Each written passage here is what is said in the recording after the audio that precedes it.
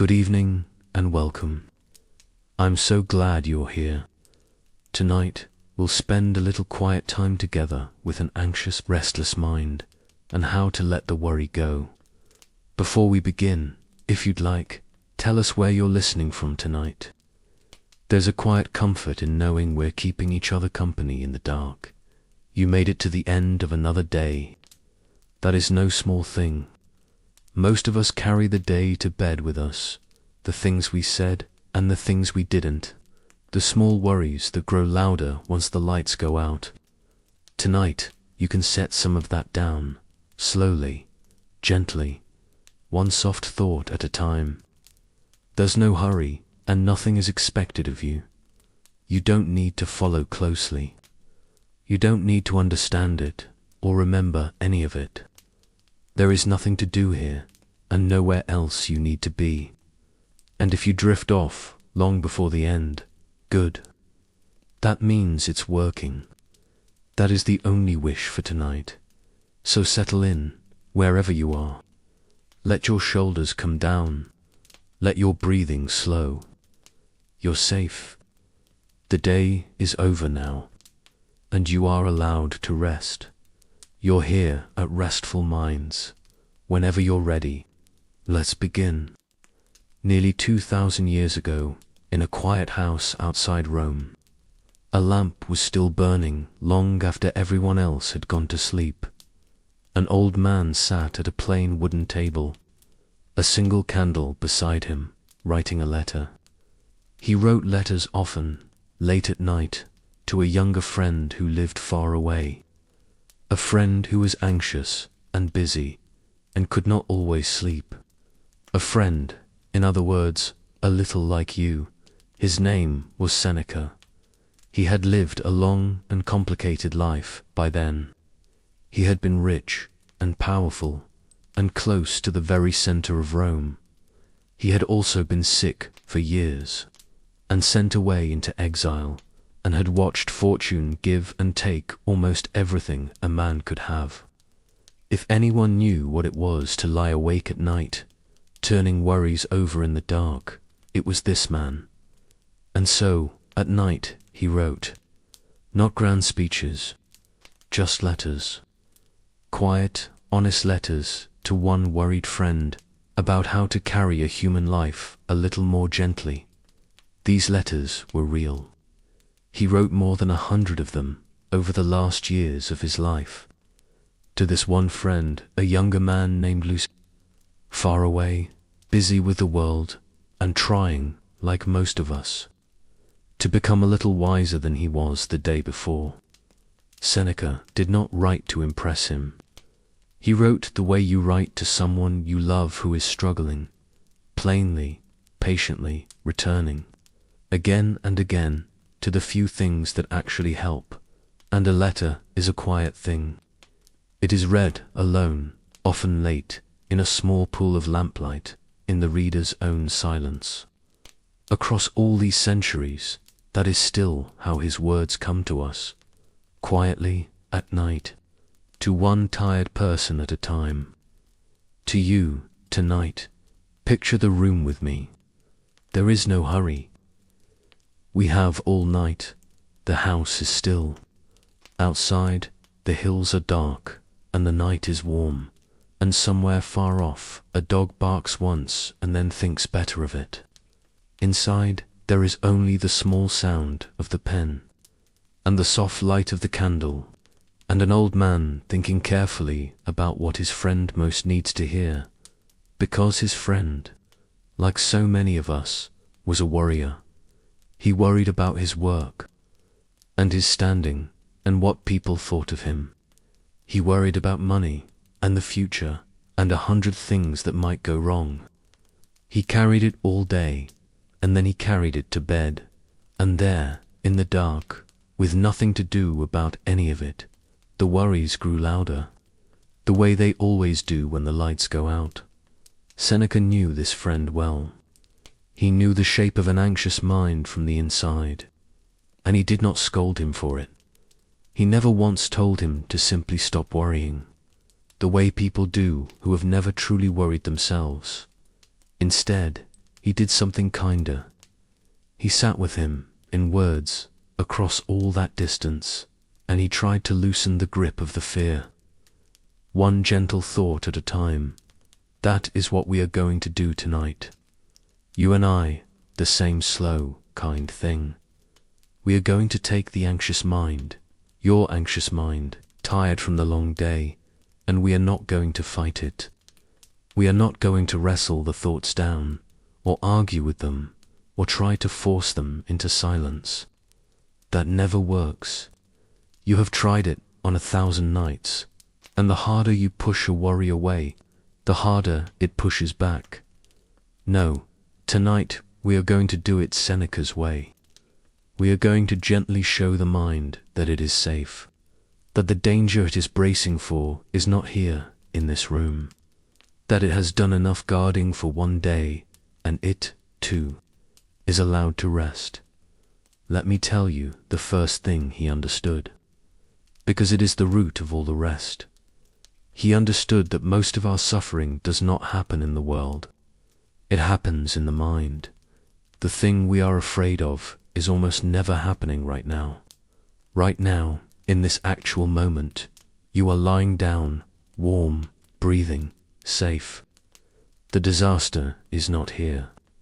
It is somewhere up ahead, in a future that has not arrived, being rehearsed over and over, by a mind that thinks the rehearsing will somehow keep it from coming, but the body cannot tell the difference. That is the trouble. When the mind imagines a hard tomorrow, the body braces as if it were happening now. The heart quickens. The shoulders tighten.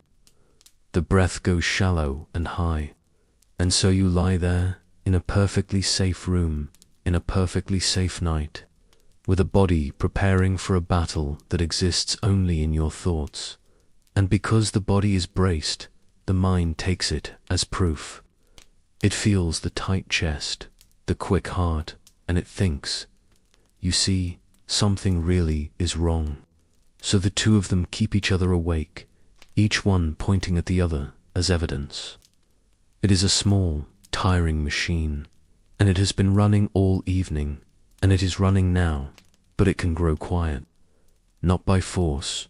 You cannot argue a body into calm. It grows quiet through safety. The moment the body begins to believe it is safe, the whole machine slows and softens and lets go. And that is all we are doing tonight, slowly, breath by breath, showing the body that there is nothing here to fear. Seneca saw this clearly, 2,000 years ago, by candlelight. He wrote to his friend that we are often more frightened than hurt, and that we suffer more in imagination than in reality. Sit with that for a moment, because it is one of the truest things anyone has ever noticed about the human heart. We suffer more in imagination than in reality. Think of the last time you lay awake. Certain some conversation the next day would go badly. You played it out a dozen ways in the dark, each version worse than the last. And then the day came, and you had the conversation, and it was ordinary, fine, even over in a few minutes. All that suffering, all those lost hours, spent on a disaster that never arrived. The fear was real. The thing you feared was not. That is not a flaw in you. It is simply what a tired mind does, alone in the dark. And once you begin to see it clearly, it begins, very slowly, to loosen its grip. The worst of it, so often, never happens.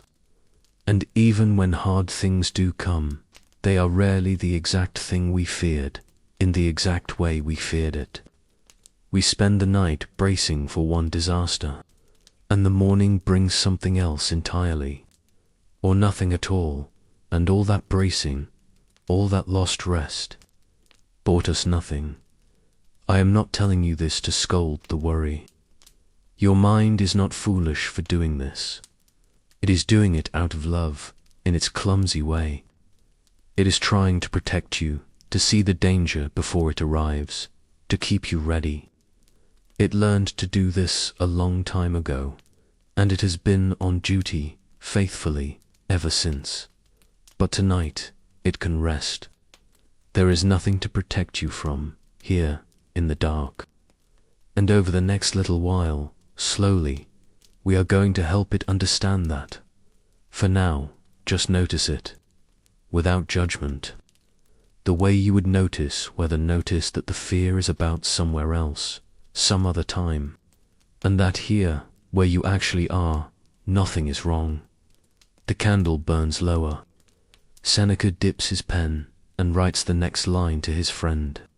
In no hurry at all, and outside the warm dark holds the house and the hills and you, exactly as you are.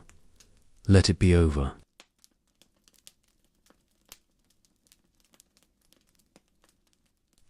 The anxious mind lives almost entirely in one place, and it is never here. Notice where your worries actually are tonight. Not one of them is in this room.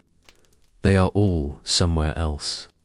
Tomorrow morning, next week, a conversation that hasn't happened, a bill that isn't due yet, a version of the future your mind has built in detail and then walked into and gotten lost in. Fear needs a future to live in. It cannot survive in the present moment. It has nothing to feed on here. Because right now, in this actual moment, not the imagined one, the real one, nothing is wrong. Your body is lying down. You are warm. You are breathing. The room is quiet. Nothing in this exact second is hurting you. The Stoics understood this, and they returned to it constantly. Seneca wrote to his friend that the mind that is anxious about the future is miserable before its time. It suffers early for things that may never come, and so it pays twice, once in the worrying, and again if the thing ever actually arrives. He told him to draw the mind back, gently, out of the far distance, and to let it rest in the one place a life is actually lived, which is here, which is now, which is this dot.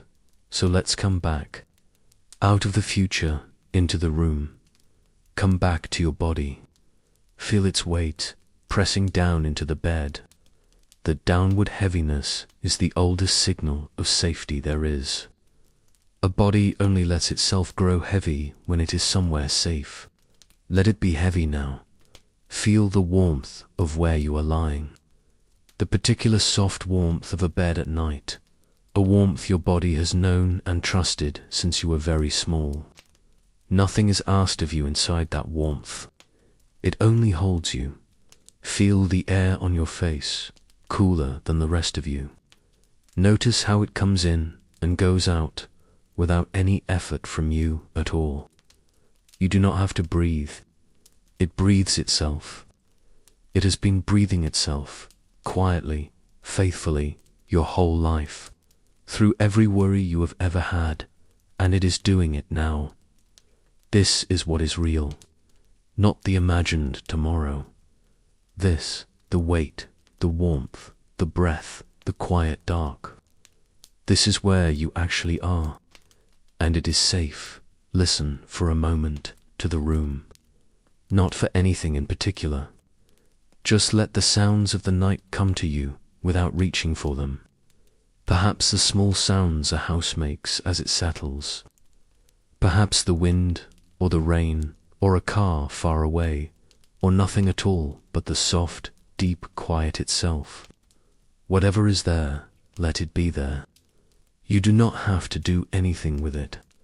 Sound, at night, when you are safe, is just the world going on gently around you, asking nothing, keeping you company, and feel the room itself, the shape of it around you in the dark. The walls that hold the night out, the ceiling above you, the door closed. You are inside something, held, enclosed, safe from the weather and the dark and the whole wide world. In a small warm space that is, for tonight, entirely yours. Nothing can reach you here that you have not carried in yourself. And tonight, we are setting even those things down at the door. One by one, every time the mind slips away again, and it will in a moment. It will run back to the future the way water runs downhill. You do not need to scold it.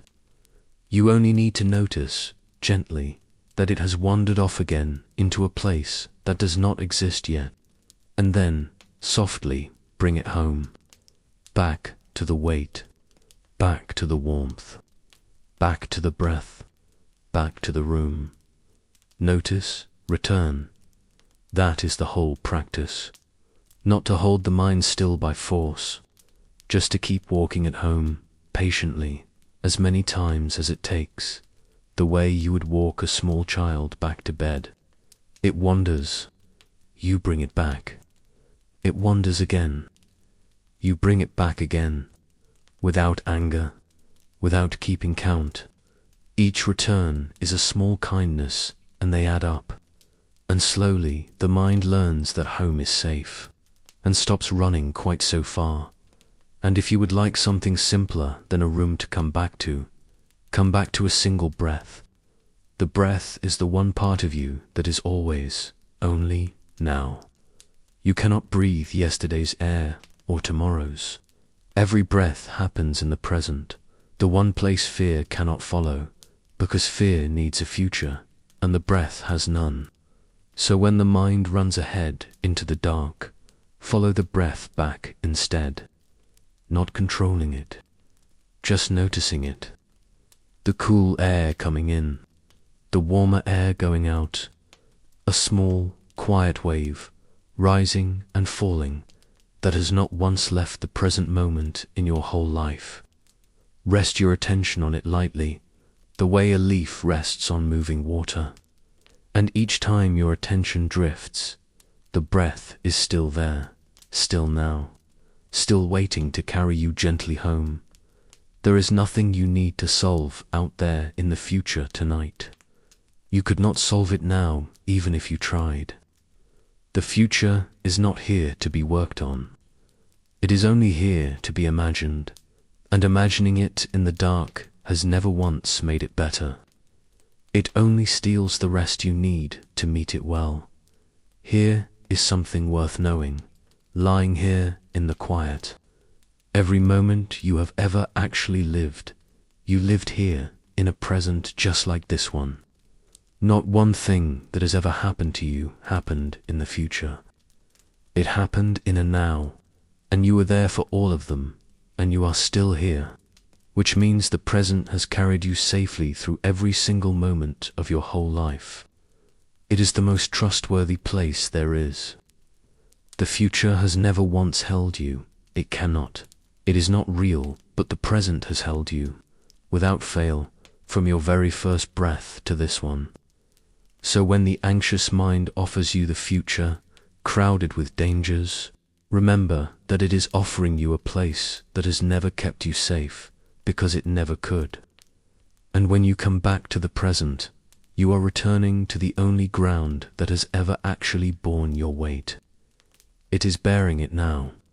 It will not drop you. This is the strange arithmetic of worry, the thing Seneca kept trying to show his friend. When you suffer over a thing that has not happened, you do not suffer less if it comes. You suffer more, because now you have suffered twice, once in the long dread of it, and once in the thing itself. And if it never comes, which is most of the time, then all that dread was paid for nothing at all. Either way, the worrying is a debt you pay in advance, in the one currency you can never earn back, which is the peace of your own nights. You have been paying it for years. Tonight, you can stop. Tonight, you can let the future stay in the future, unpaid, and keep this one night's peace for yourself. So let the future wait. It will keep. It always does. It will still be there in the morning, and you will meet it then with morning strength. As a rested person, not now, not tonight, not with the little that is left of you at the end of a long day, for now there is only the room, only the weight and the warmth and the breath, only this safe and ordinary moment which asks nothing of you, and in which nothing at all is wrong. The candle in Seneca's study burns low and steady. He is not writing of grand things, just this, just how to come home out of the endless future, into the small warm present where a life can finally rest. So each time you notice you have drifted off again into tomorrow, and you will, many times do not sigh and do not scold yourself for it. Simply notice, softly, and come back to the weight of you on the bed, back to the warmth, back to the slow, honest breath. There is no failing at this, and there is no finishing it either. There is only the coming back, again and again, a little gentler each time, until one of those quiet returns simply becomes sleep, and you do not even notice the moment it does. Come back to the room, let it be over.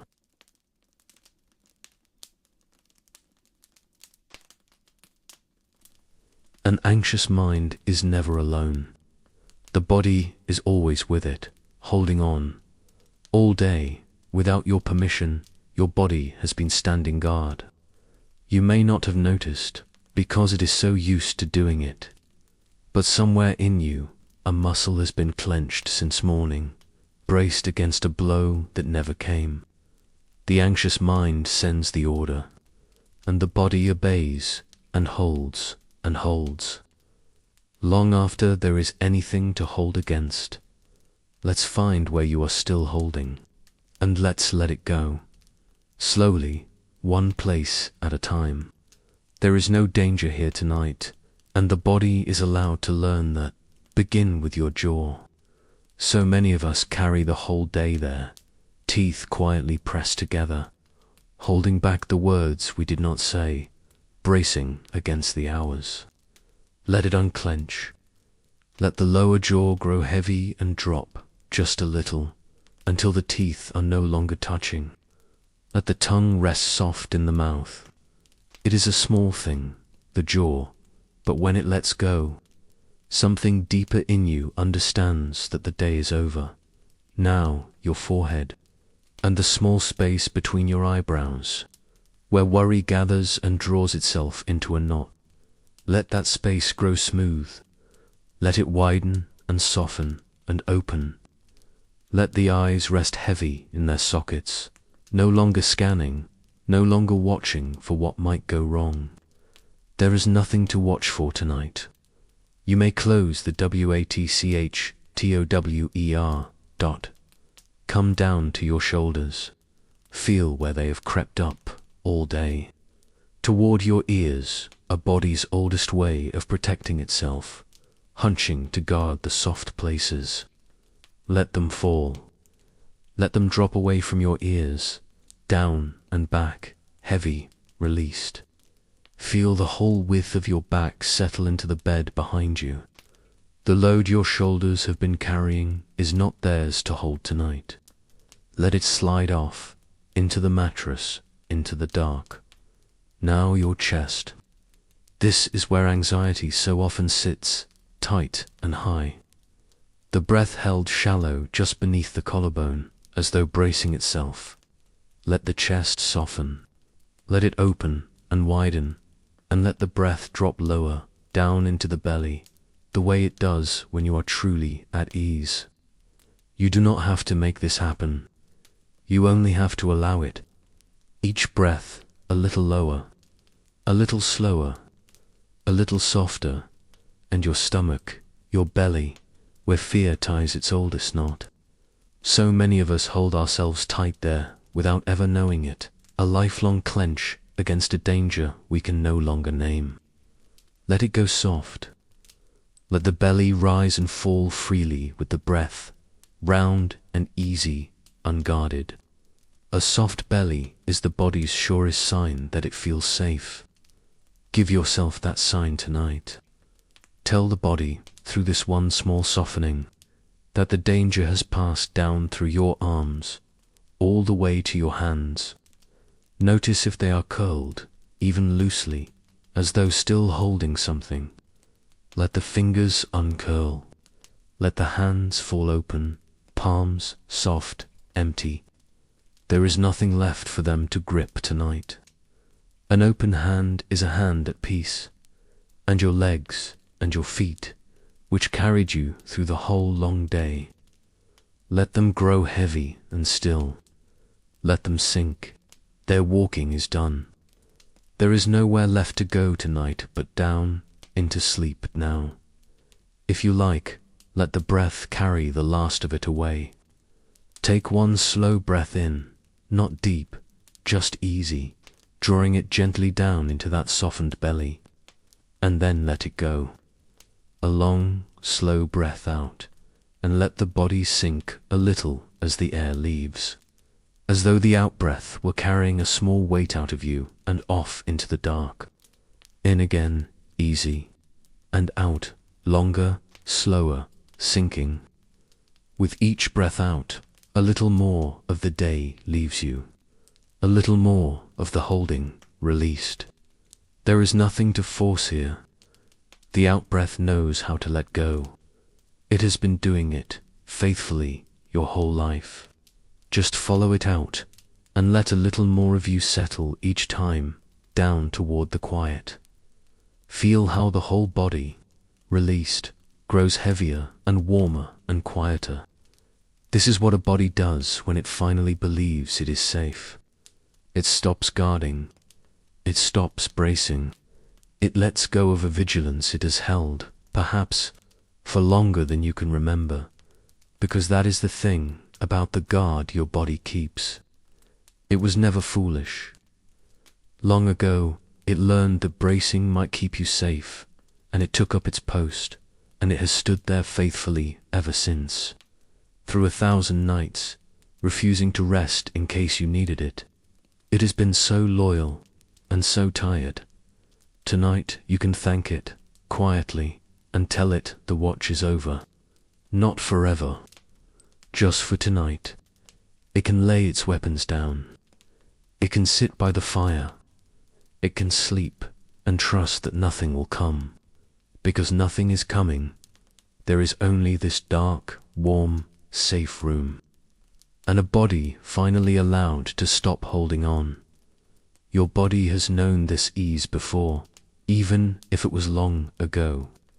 When you were very small, you slept with your whole body soft, utterly unguarded, fists loose, belly round, breath slow and deep, because someone else was keeping watch, and your body knew it and let go completely.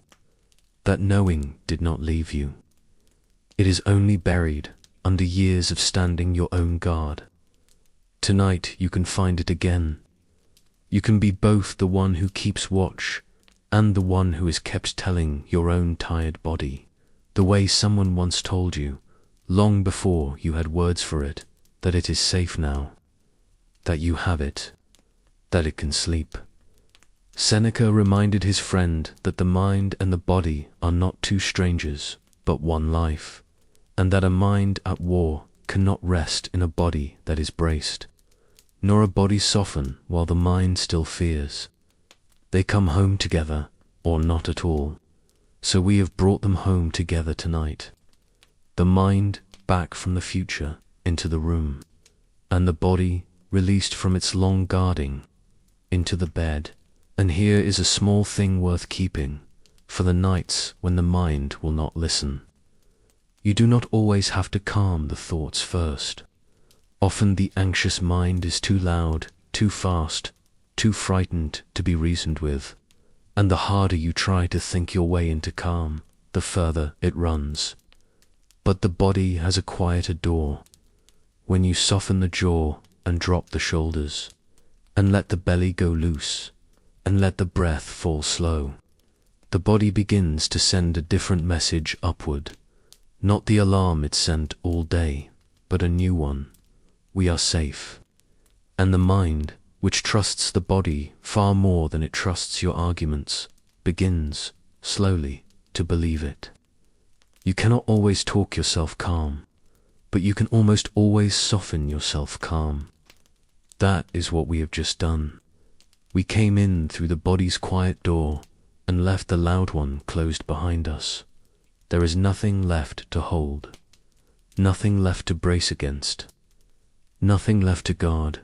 Feel yourself growing heavier now, sinking gently down through the layers of the day, past the tiredness, past the holding down, into something soft and dark and deep that has been waiting for you all along.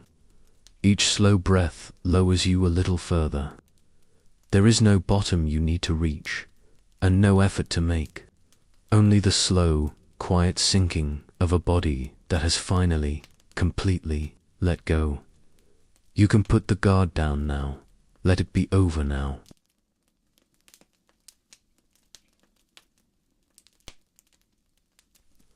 Let me tell you a story now, a true one, as far as these old stories reach us.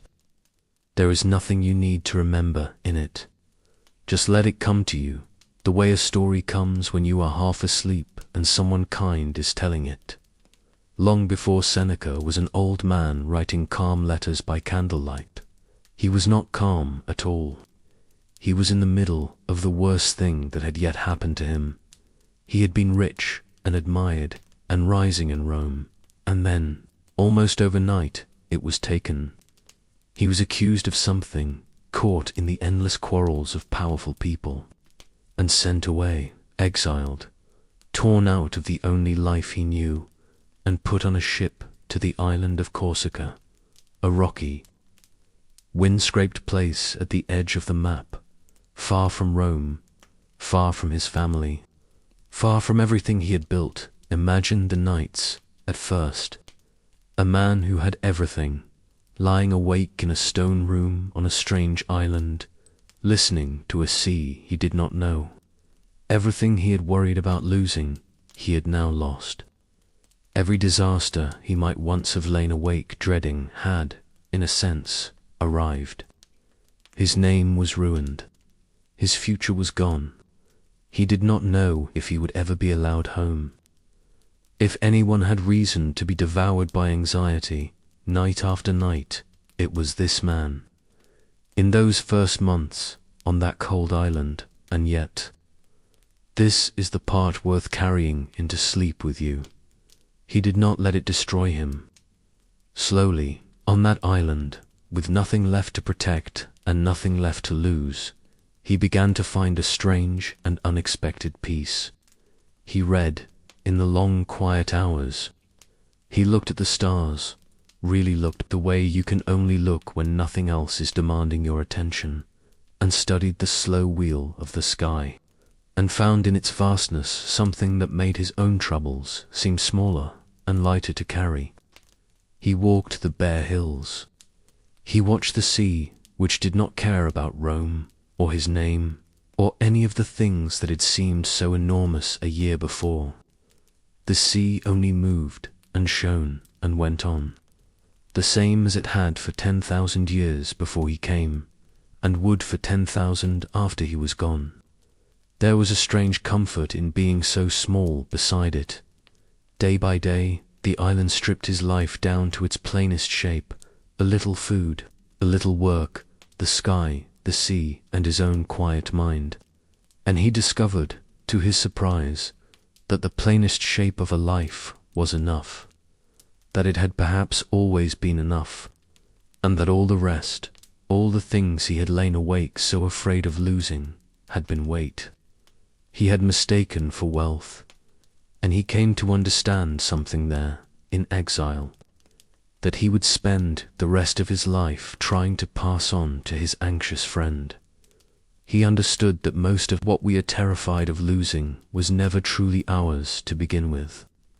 The money, the standing, the good opinion of others, the plans, these are lent to us, for a while, by fortune, and fortune may ask for any of them back at any time, and often does. To build your whole peace on things that can be taken is to guarantee a life of fear, because you will lie awake forever, guarding what you can never truly hold. This is not a grim thought, though it can sound like one at first. In the end, it is a great relief, because the moment you stop trying to hold what cannot be held, you are finally allowed to set it down. All that guarding, all that bracing against loss, you can lay it down. The way you laid down the tension in your body a little while ago. You do not have to protect, tonight, the things that were never really in your keeping. You can let fortune do as it will out there in the dark, and turn, instead, toward the one small kingdom that is truly yours. This breath, this moment, this quiet mind, this safe and ordinary night. But there was something. He found that exile could not take. They had taken his home, but not his mind. His wealth, but not his ability to think, to notice, to be kind, to find the evening beautiful. The one place no ship could carry him away from was his own inner life, and that, it turned out, was the only place a person truly lives. Anyway, once he saw that, the nights grew quieter. Not because the island became kind, but because he had stopped depending on it to be. He had found the one ground beneath the ground, the thing that holds when everything else is taken. And a man who has found that can sleep almost anywhere, even in exile, even at the edge of the world. He came home, eventually, years later. But he never forgot what the island taught him. And when his young friend wrote to him, anxious, bracing against all the things that might one day go wrong, Seneca could answer from a place of quiet authority, because he had already been to the bottom of that fear, and lived there, and found that even there, the floor held. There is a particular comfort in being counseled by someone who has truly suffered. Anyone can tell you not to worry, but a man who has lost his home, his name, his whole future, and found peace anyway, when he tells you the fear can be survived, that there is solid ground even at the very bottom, you can believe him. He is not speaking from a comfortable chair. He is speaking from the island, and what he learned there is the quiet inheritance of every person who has ever been afraid. That you are more durable than your fears suggest. That you have already survived things you were once certain would break you. And that some steady, unnameable part of you goes on holding underneath it all, no matter what a day takes away. So here is what his story leaves at your bedside tonight. Whatever you are afraid of losing, sit with it a moment, gently from here where you are safe, and then consider, even if it went, you would still have the thing that matters most, the thing no misfortune can reach. Your own mind, your own heart, your ability to meet a new day, to notice a kindness, to find the sky beautiful, to begin again. People have lost everything and still had that. You have it now, whole and untouched, lying here in the warm dark. And notice, you are not on a cold island tonight. You are in a warm bed, in a safe room, with far more around you than Seneca had in those first hard months. The very thing he had to lose everything to find, you can have simply by remembering it, here, tonight, with all your comforts still about you. You do not have to be exiled to discover the ground beneath the ground. You only have to lie still and loosen your grip on what was never yours to hold, and feel how much remains. And the nights themselves, which had been his tormentors at first, slowly became his friends. The same darkness that once pressed on him with every fear became, in time, a quiet companion, the hour when the island grew still, and the sea lowered its voice, and he could feel, beneath all the loss, a peace that did not depend on anything going well. Your nights can change in the same way. The very hours that have felt so heavy, so full of worry, can soften, little by little, into rest. They are already softening now, tonight, as you lie here. The candle burns low. Somewhere across the centuries, a man who once lay awake on a cold island, having lost it all, finally sleeps, and his peace reaches all the way here. To you, tonight, you are holding more than you think, and nothing you truly need can be taken while you rest. Let it rest.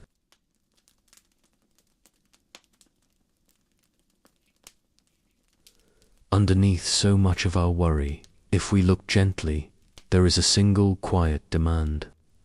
The mind wants to know. It wants to know how the thing will turn out. It wants to be certain. It lies awake running the possibilities again and again, because somewhere it believes that if it can just think hard enough, long enough, it will finally arrive at certainty, and only then will it be allowed to rest. But certainty never comes, and so the mind never rests. It stays up all night, turning a question that has no answer yet, waiting for a guarantee that the future is simply not able to give. Let's look at that demand tonight, gently, and let's set it down. Here is the truth the anxious mind does not want to hear, and yet finds, in the end, strangely freeing. You cannot know how tomorrow will go. You never could. Not tonight, not any night of your life. The future has always been unknown, and always will be, and no amount of lying awake has ever once made it show its hand a moment sooner. And yet, look, here you are. You have lived your entire life inside that uncertainty. Every single morning you have ever woken to, you woke without knowing what the day would hold. Not one day of your life came with a guarantee, and you met them anyway, one after another, tens of thousands of them, and here you still are, at the end of another, safe in your bed. You have never known what was coming, and you have survived all of it. Think of a time you were certain you had to know, and could not. A result you were waiting on. A decision that hung in the air for days. Remember how the not knowing felt almost unbearable, how the mind clawed at it, how you were sure you could not stand another hour of being unsure. And then, one way or another, it resolved. The waiting ended, the way all waiting ends. And whatever came, you handled it, or lived through it, or found it was never as large as the dread had made it. The not knowing passed. It always passes. It felt permanent. It never is. So the not knowing is not the danger it feels like. It is simply the water you have always swum in. You are far more practiced at uncertainty than your worried mind gives you credit for. You are, in fact, an expert at it. You have done nothing but walk into unknown days your whole life long, and you are still here. The Stoics made a kind of peace with this that we could borrow tonight. They noticed that we control very little of what happens, almost nothing really, and all of what we bring to it. The outcome is not ours, the effort is. And so they learned to pour themselves into the small part that was theirs, and to let go with a kind of trust of the vast part that was not, to do what they could and then to release the rest to the world, without demanding to know in advance how it would land. Seneca put it simply to his friend. He said we ruin the present by reaching for a future we cannot see, and that a mind borrowing tomorrow's troubles pays interest on a debt that may never come due.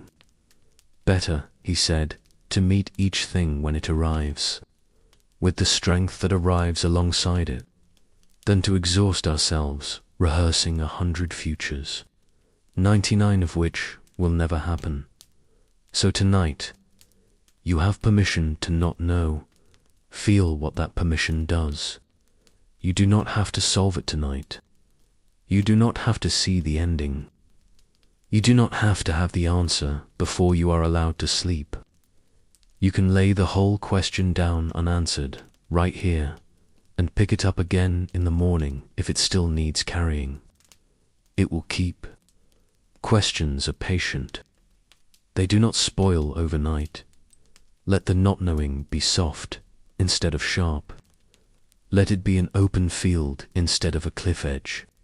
An anxious mind sees every unknown as a cliff, a drop, a danger, a fall waiting to happen. But most unknowns are not cliffs at all. They are simply open, unwritten, a wide field in soft fog where the path appears as you walk it, one step lit at a time. You do not need to see the whole field tonight. You have never once needed to see the whole of anything. You have only ever needed the next step, and the next step is always there, in the morning, waiting, when you reach it. And here is something the worried mind forgets entirely. The unknown future does not only hold the things you fear, it also holds things you cannot yet imagine, kindnesses that have not happened, mornings that will surprise you, small joys waiting further down the road, people you have not yet met, whole good days you could not possibly foresee. If you cannot know the future, then you cannot know its griefs, but you also cannot know its gifts, and there will be gifts. There always have been. The very same uncertainty your mind treats as pure threat has been quietly delivering good things into your life all along, unasked, unpredicted. The unknown is not only your danger. It has been, more often than not, your friend. You are allowed to walk into tomorrow the way you have walked into every tomorrow without a map, without a guarantee, trusting that you will meet what comes with what you have. Because you always have, and you always will. There is a deep rest available on the far side of that surrender, the rest of no longer trying to force an answer out of the dark, the rest of setting down the impossible task of being certain. The mind, when it finally stops demanding to know, lets out a long breath it has been holding for years, and softens and grows quiet at last. And notice this. The calmest people you have ever known are not calm because they know how things will turn out. No one knows that. They are calm because they have quietly stopped needing to. That is the whole secret of it. Peace was never waiting on the far side of certainty, because certainty never comes. Peace waits on the far side of surrender, of loosening your grip on the outcome, and trusting yourself to meet whatever arrives. You do not have to wait until you are sure before you are allowed to feel safe. You would be waiting forever. You can feel safe now, tonight, unsure of everything, simply by deciding that not knowing is allowed, and that you will be all right anyway. Because you will. You do not have to figure out your life tonight. You only have to lie here and breathe, and let the unknown be gentle, and let the answers come in their own time, in the daylight, when they are ready, and not one moment before. So let's let the question go, not by answering it, but simply by breathing. Take one slow breath in, and as you let it out, imagine setting the whole unanswered thing down beside the bed, where it can wait for you, safe, until morning. Breathe in and out, and let a little of the kneading tuno leave with the breath. There is nothing to solve on the out. There is only the letting go, in and out, and down a little further, into a rest that does not require a single answer.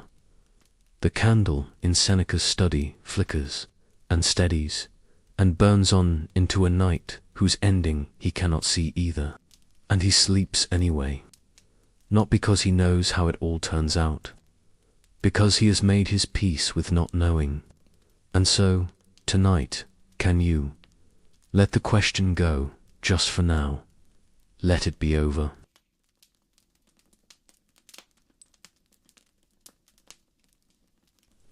There is a second kind of suffering that often visits an anxious night, and it is quieter than the first, and crueler. It is the way we turn on ourselves. You know it, I think. First comes the worry, the racing thoughts, the tight chest, the mind running ahead into the dark. And then, close behind it, comes something worse. A voice that says, "What is wrong with you? Why can't you just relax? Everyone else is asleep. You're going to ruin tomorrow. You always do this. You should be past this by now." The first arrow is the anxiety. The second arrow is the blame you fire at yourself for feeling it. And the second one, so often, hurts more than the first. And here is something worth knowing about that harsh inner voice. It was not born in you. No small child speaks to themselves that way. Somewhere, long ago, you learned it, borrowed it. Perhaps from someone impatient, someone who did not have the gentleness to spare, and you took that voice inside, and it stayed, and it has been speaking to you in the dark ever since, in words that were never truly your own. You do not have to keep it. A voice that was learned can be unlearned, and it begins to lose its grip the very moment you notice it is there, and choose, gently, to answer it with a kinder one. Let's set the second arrow down tonight, gently, right now, because here is what is true. You are not doing anything wrong by lying here awake. You are not failing. You are not weak, or broken, or behind. You are a tired human being at the end of a long day, with a mind that learned, somewhere along the way, to work a little too hard at keeping you safe. That is not a character flaw. That is a very old and very human thing, and it deserves tenderness, not blame. Think, for a moment, of how you would treat someone you love if they came to you tonight, frightened, unable to sleep, their thoughts spinning. You would not scold them. You would not say, "What is wrong with you? Why can't you just stop?" Of course you wouldn't. You would soften. You would sit with them. You would say, gently, "It's all right. I'm here. You're safe. It's just a hard night. It will pass." You would put a hand on their shoulder and lower your voice and stay. Now, turn that exact kindness toward yourself, because the frightened one who cannot sleep tonight is you, and you are just as deserving of that gentleness as anyone you love. Perhaps more, tonight, because you are the one who is hurting, and you are the only one here to offer it. This is not weakness. It is the oldest wisdom there is. The Stoics, for all their talk of strength, understood that a person must learn to be a friend to themselves, that the relationship you carry with your own heart is the one relationship you can never walk away from, the one voice that follows you into every sleepless night. And if that voice is a harsh one, there is no rest anywhere. But if it is kind, if you can learn to meet your own fear the way you would meet a frightened child's, then even a hard night becomes bearable, because you are no longer alone in it. You have yourself, and you are being kind, and do not let the anxious mind tell you that this softness is a kind of giving up. It will try. It will whisper that if you are gentle with yourself, you will grow lazy or careless, that only the harsh voice keeps you sharp. It is not true. It has never been true. No one was ever scolded into peace. No one ever calmed a frightened heart by attacking it. Kindness is not the opposite of strength. It is the deepest form of it. The gentlest hand is the one that finally quiets the room. You lose nothing by being kind to yourself tonight. You only stop bleeding from the second wound. So let's try something, softly. If it feels right, let one hand come to rest on the center of your chest. Just let it lie there, warm, the way someone might rest a hand on you to say, "I'm here." Feel the small warmth of your own palm. Feel, underneath it, the quiet rise and fall of your breathing, the steady beat of a heart that has been working for you, without complaint, every second of your life, and say something kind to yourself. You do not have to say it out loud. Just turn it gently inward. Something like, "This is hard, and I am here with you." Or, "It's all right. You're safe. You can rest now." Or simply, "I've got you." Whatever a frightened part of you most needs to hear tonight, say it the way you would say it to someone precious. Because you are. Let the warmth of your hands sink in the way warmth does. There is something in us, something very old, that answers to a gentle touch, that grows calm under a kind hand the way a frightened animal does, or a crying child. You carry that same ancient comfort in your own two hands. You can give it to yourself on any night in the dark, when there is no one else awake to give it. This is not a small thing. It may be one of the kindest things a person ever learns to do, to become for themselves. The calm and steady presence they always wished someone would be. The anxious part of you is not your enemy. It never was. It is a frightened part, a young part that has been trying, in the only way it knows, to keep you from being hurt. It does not need to be silenced, or fought, or scolded into quiet. It needs what any frightened thing needs, to be held, to be told gently that it is safe now, and that it can rest, and that you will keep the watch, so hold it. Hold yourself, tonight, the way you would hold anyone you love who is afraid of the dark, with patience, with warmth, with a soft voice that says, over and over, without any anger in it at all, "It's all right. You're safe. I'm here. You can sleep now." Feel how the whole body softens when the blame stops.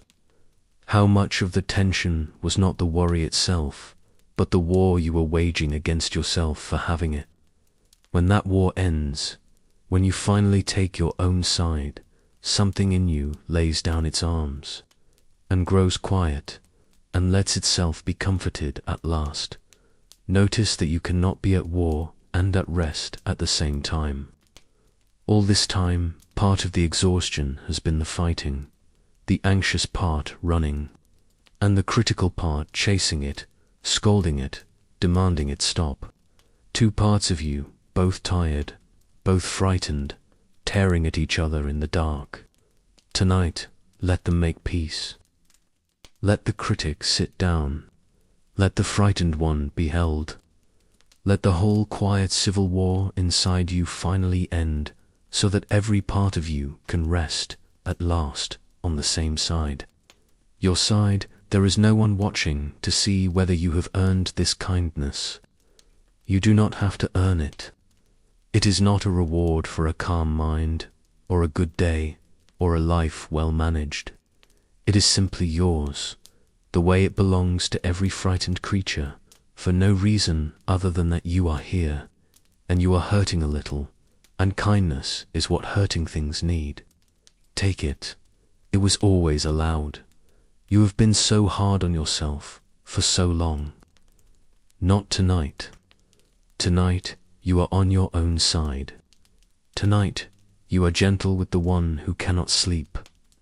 And that gentleness, more than any argument, is what finally lets the sleep come. Let yourself rest now.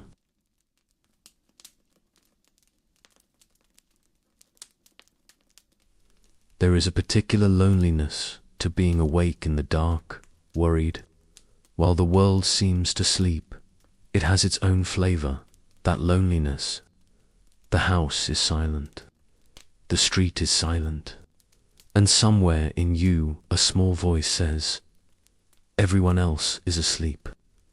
Everyone else has managed it. They are all resting peacefully behind their dark windows. And you are the only one still here, still awake, still turning it all over. Just you, alone, in the whole quiet night. I want to tell you, gently, that this is not true. It has never been true. It only feels true because the others are as quiet as you are. Because right now, at this very hour, whatever hour it is, where you are surrounded, in every direction, by people who are also awake. Countless of them. A vast, silent, scattered company of the wakeful. Each one lying in their own room, in their own pool of dark, thinking the very thing you were thinking. Surely I am the only one. Let me show them to you. Not to trouble you with their troubles, just so you know they are there, so you can feel the quiet company of them around you in the dark, somewhere. Not far, a new mother is awake, holding a small warm weight against her chest, watching the ceiling, tired beyond words. Somewhere, a father lies awake doing sums in his head, turning over a bill, a worry, a way to make it all work. Somewhere, someone sits by the bed of a person they love who is unwell, listening to them breathe. Somewhere, a young person, far from home for the first time, stares at an unfamiliar ceiling and wishes they were back in their own small room. Somewhere, someone who lost a person they loved is awake with the empty space beside them, learning, slowly, how to carry it. Somewhere, a nurse moves quietly down a dim corridor. Somewhere, a baker is already rising to begin. Somewhere, someone who cannot say why is simply awake, and restless, and waiting for the light. Exactly as you are, somewhere two people who love each other lie awake in the same bed, each pretending to sleep so as not to disturb the other, both wide awake, both alone in their own thinking, only inches apart. Somewhere an old man who does not need much sleep anymore sits by a window and watches an empty street. Somewhere a traveler in a strange city lies listening to sounds they do not recognize, wishing for home. The world at night is far more awake than it looks. Behind how many of those dark windows is a lamp still burning, a mind still turning, a heart still keeping its own quiet watch. All of them, right now, awake with you. An enormous, invisible fellowship spread across the dark side of the whole turning earth. None of them able to see the others, every single one of them feeling alone. And you are one of them, not the only one awake. One of millions, held, without knowing it, in the largest and quietest company there is. You are not alone in the dark tonight. You have never once been alone in it. It only looked that way because love and worry and sleeplessness are such silent things.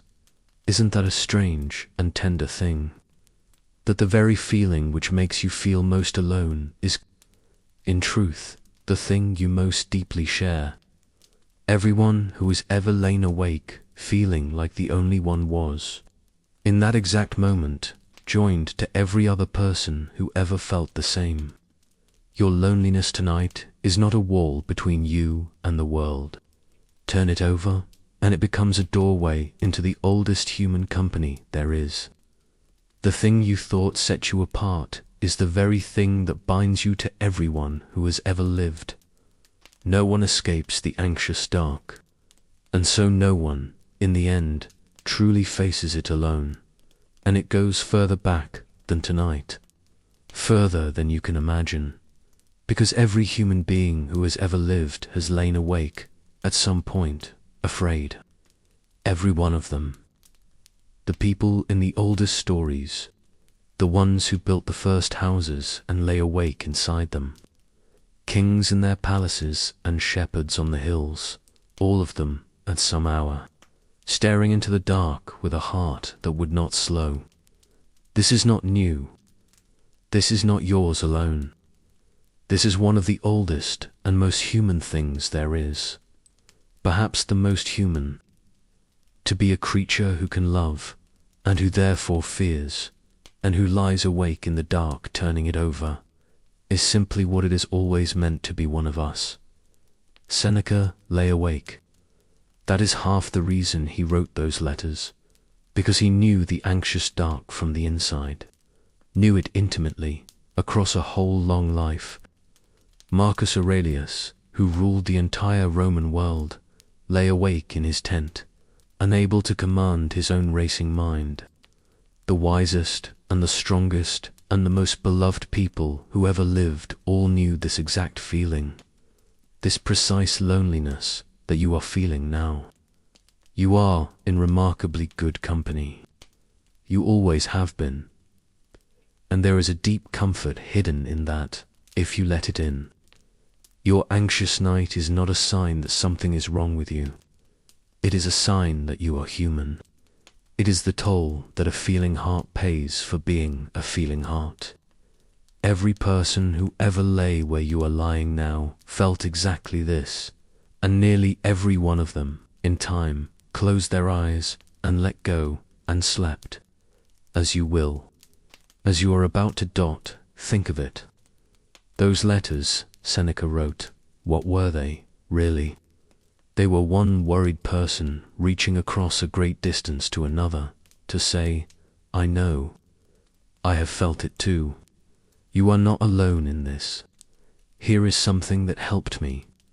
Across 2,000 years, that is still what they are doing, reaching across the dark, from one sleepless soul to another, to say the oldest and kindest thing there is, you are not alone. And that is what is happening right now.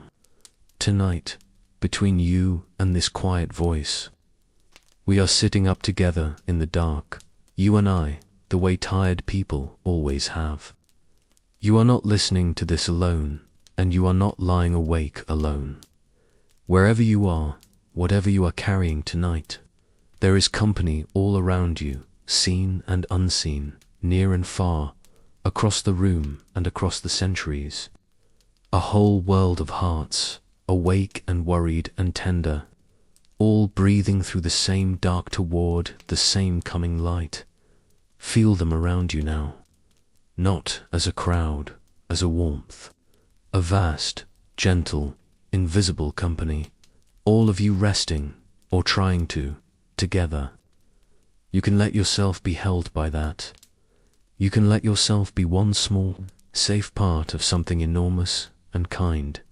Somewhere in that vast company, right now, someone is breathing in, just as you breathe in. Someone is breathing out, as you breathe out. If you grow still enough, under the silence, you can almost feel it, the slow, shared rhythm of a whole world breathing through the night. In and out, the oldest and most peaceful sound there is, and you are part of it. Let your own breath fall into that rhythm. You are not breathing alone. You never were, and here is something soft to rest on.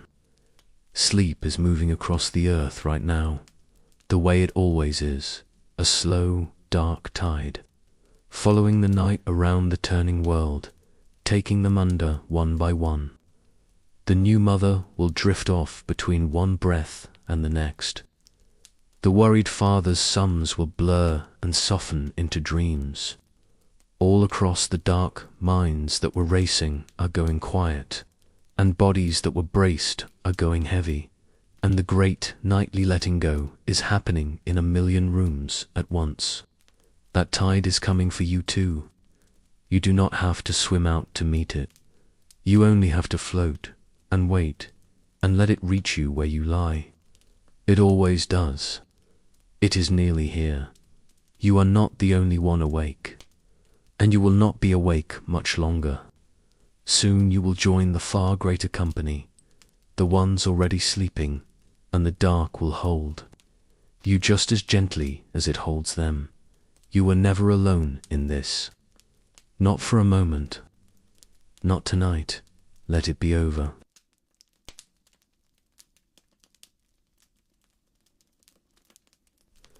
Let me tell you one more story before the night grows deep. Another true one from another of the old Stoics. Let it wash over you gently. There is nothing to hold on to. There was a teacher named Epictetus who lived a little after Seneca. He had begun his life as a slave, owned by another man, with nothing of his own, and he had risen, slowly, to become one of the wisest and most beloved teachers of his age. And because he had once had no control over anything at all, not even his own body, he understood better than almost anyone where a human being's real freedom lives. He taught his students one idea, above all others, and returned to it again and again. It is perhaps the single most useful thing ever said to an anxious mind. It is this: some things are up to us, and some things are not. And nearly all our suffering comes from confusing the two. Sit with how much rest is hidden in that one idea. If nearly all our suffering comes from struggling to control what we cannot, then nearly all our peace is waiting on the other side of letting it go. Not letting go of caring, just letting go of controlling. The two are not the same, though a worried mind confuses them constantly. You can care deeply about how something turns out, and still open your hands, and admit that its turning is not, tonight, in your keeping. Some things are within our power, our own effort, our own choices, how we meet what comes, where we place our attention. These are ours. They answer to us, and some things are simply not within our power. What other people think and do, what has already happened, what will happen tomorrow, the turning of luck, the weather of the world, 1,000 outcomes that will unfold however they unfold. No matter how long we lie awake pulling at them, these are not ours. They never answer to us, however hard we call, and Epictetus liked to teach this with the image of a voyage. Picture it softly. A sailor on a wide sea. He cannot command the wind. He cannot tell the sea to be still, or the storm not to come. If he spends his strength raging at the sky, shaking his fist at the weather, demanding the wind obey him, he will be exhausted and frightened, and no less at the mercy of the sea. That is madness, and it is misery, and it changes nothing. But there is another way to be a sailor. He can leave the wind to the wind, and the sea to the sea, and turn his attention to the one thing that is his own small craft, his hand on the tiller, the set of his sail. He tends what is his to tend, and he lets the rest be what it will, and in that, strangely, he finds a kind of peace even in rough water.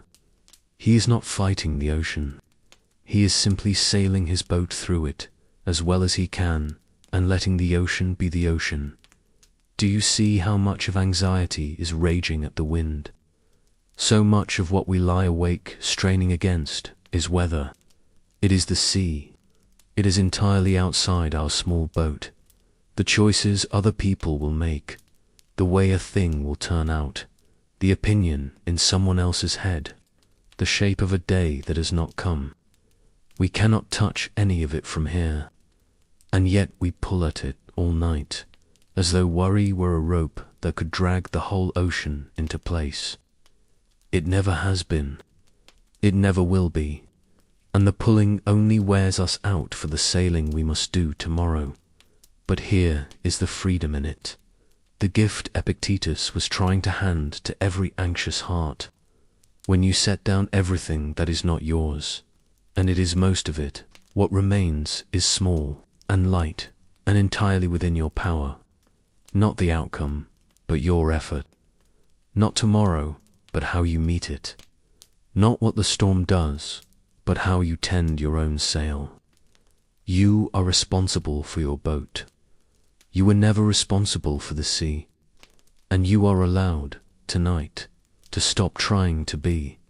and this is not giving up. Notice that, because the anxious mind will accuse you of it. The sailor who stops fighting the wind is not lazy, and he is not defeated. He is wise. He saves all his strength for the thing that actually answers to him, and wastes none of it on the thing that never will. That is not weakness. It is the only real power a person has. Tomorrow you will tend your sail and do your part, and it will be enough, because it is all that was ever asked of you. But tonight, even the sail can rest. Tonight you are in the harbor, and nothing at all is being asked. So let's divide the night, gently, into those two piles. Everything you have been carrying, let it fall into one of two places. Is this mine to affect right now, tonight? Or is it weather? Take the thing that sits heaviest on you tonight. Hold it up, gently, to that one question. Almost always, when you look closely, it divides in two. There is a small part that is yours, a thing you might do, a word you might say, a single step you might take in the daylight when you are rested. And there is a much larger part that is not yours at all. How it will be received, how it will turn out, what other people will decide, whether the world will cooperate. The small part you can set aside for morning when you are actually able to act on it. The large part was never yours to carry in the first place, so set that part down completely. It is weather. It will do what it does, with you or without you. You may put it down and not pick it up again tonight, and you will find, as you sort it, that nearly all of it is weather. Almost nothing that is troubling you can be touched at this hour, in this bed, in the dark. It is all out there on the open sea, beyond your reach until morning, which means you can take your hands off it. All of it. There is nothing to steer tonight. The one thing that was ever truly yours, your own tired self, needs only to rest now, so that it can sail well when the light comes. Take your hands off the tiller for tonight. Let the boat ride at anchor in the dark harbor. The storm, if there is a storm, will pass. They always pass, every one of them, and no storm was ever shortened by a single minute of dread. The sea will do what the sea does, and your small craft, tied safe in the harbor of this bed, will rise and fall gently on the water until morning, holding you, asking nothing, going nowhere it does not need to go. Feel the gentle motion of that. A boat at anchor does not fight the water. It gives itself to it, rising when the water rises, settling when it falls, rocked slowly, held by the very sea it stopped struggling against. There is no softer, safer feeling than a small boat at rest in a sheltered harbor. The storm far out beyond the wall. The lines holding, nothing to do until dawn. Let your body be that boat. Let the bed be the harbor. Let the slow, small rocking of your own quiet breathing carry you, the way calm water carries a hull that has finally stopped straining to go anywhere at all. There is such deep rest in that letting go, in finally admitting that the ocean is not yours to manage, in tending your one small boat and trusting it to hold, and letting the whole vast dark sea be exactly what it is, without you having to fix it, or fight it, or stay awake guarding against it. The wind can blow. You are in the harbor now. You are allowed to sleep through the weather. Let it all be over.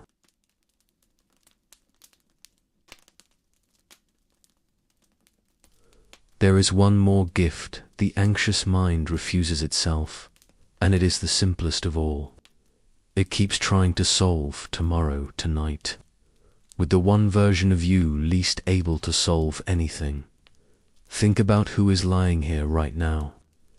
You, at the very end of a long day, emptied out, every bit of your patience spent, every reserve drawn down, the tank as low as it gets. This is the most tired, most depleted version of you that exists in the whole 24-hour turning of a day. And it is this version, this worn-out midnight version, that the mind insists on handing all of tomorrow's problems to. Right now, in the dark, no wonder it all feels unsolvable. You are trying to lift the weight of tomorrow with the least strength you will have all day. Have you noticed how different things look at night? How a worry that seems enormous at 2 a.m. shrinks, by mid-morning, to something you simply handle. Nothing about the problem changed. Only you changed. The night mind magnifies. It strips away perspective, and hope, and proportion, and leaves only the bare shape of the fear looming, with none of the daylight resources you normally meet it with. The things you think at 3 a.m. are not truths. They are just what fear looks like when you are tired and the lights are out. There is a simple reason for it, and it helps to know. A tired mind is a frightened mind. When the body is worn down by a long day, the part of you that scans for danger grows loud, and the part of you that reasons and hopes and keeps things in proportion grows quiet. It is not that things are truly worse at night. It is that the calm, wise part of you has drifted toward sleep before the rest of you could, and left the frightened part alone at the wheel. In the morning, the wise part wakes first, and everything rights itself. You are not seeing clearly at midnight. You are seeing tiredly, and tiredness always tells the same dark story on every night, to everyone, and it is not a true one. So here is what I want you to know, and to lean your weight on tonight. You will not meet tomorrow as the person you are right now. The one who wakes will be someone else, a rested one, a morning version of you, with the tank filled again, with patience restored, with the fog of exhaustion burned off.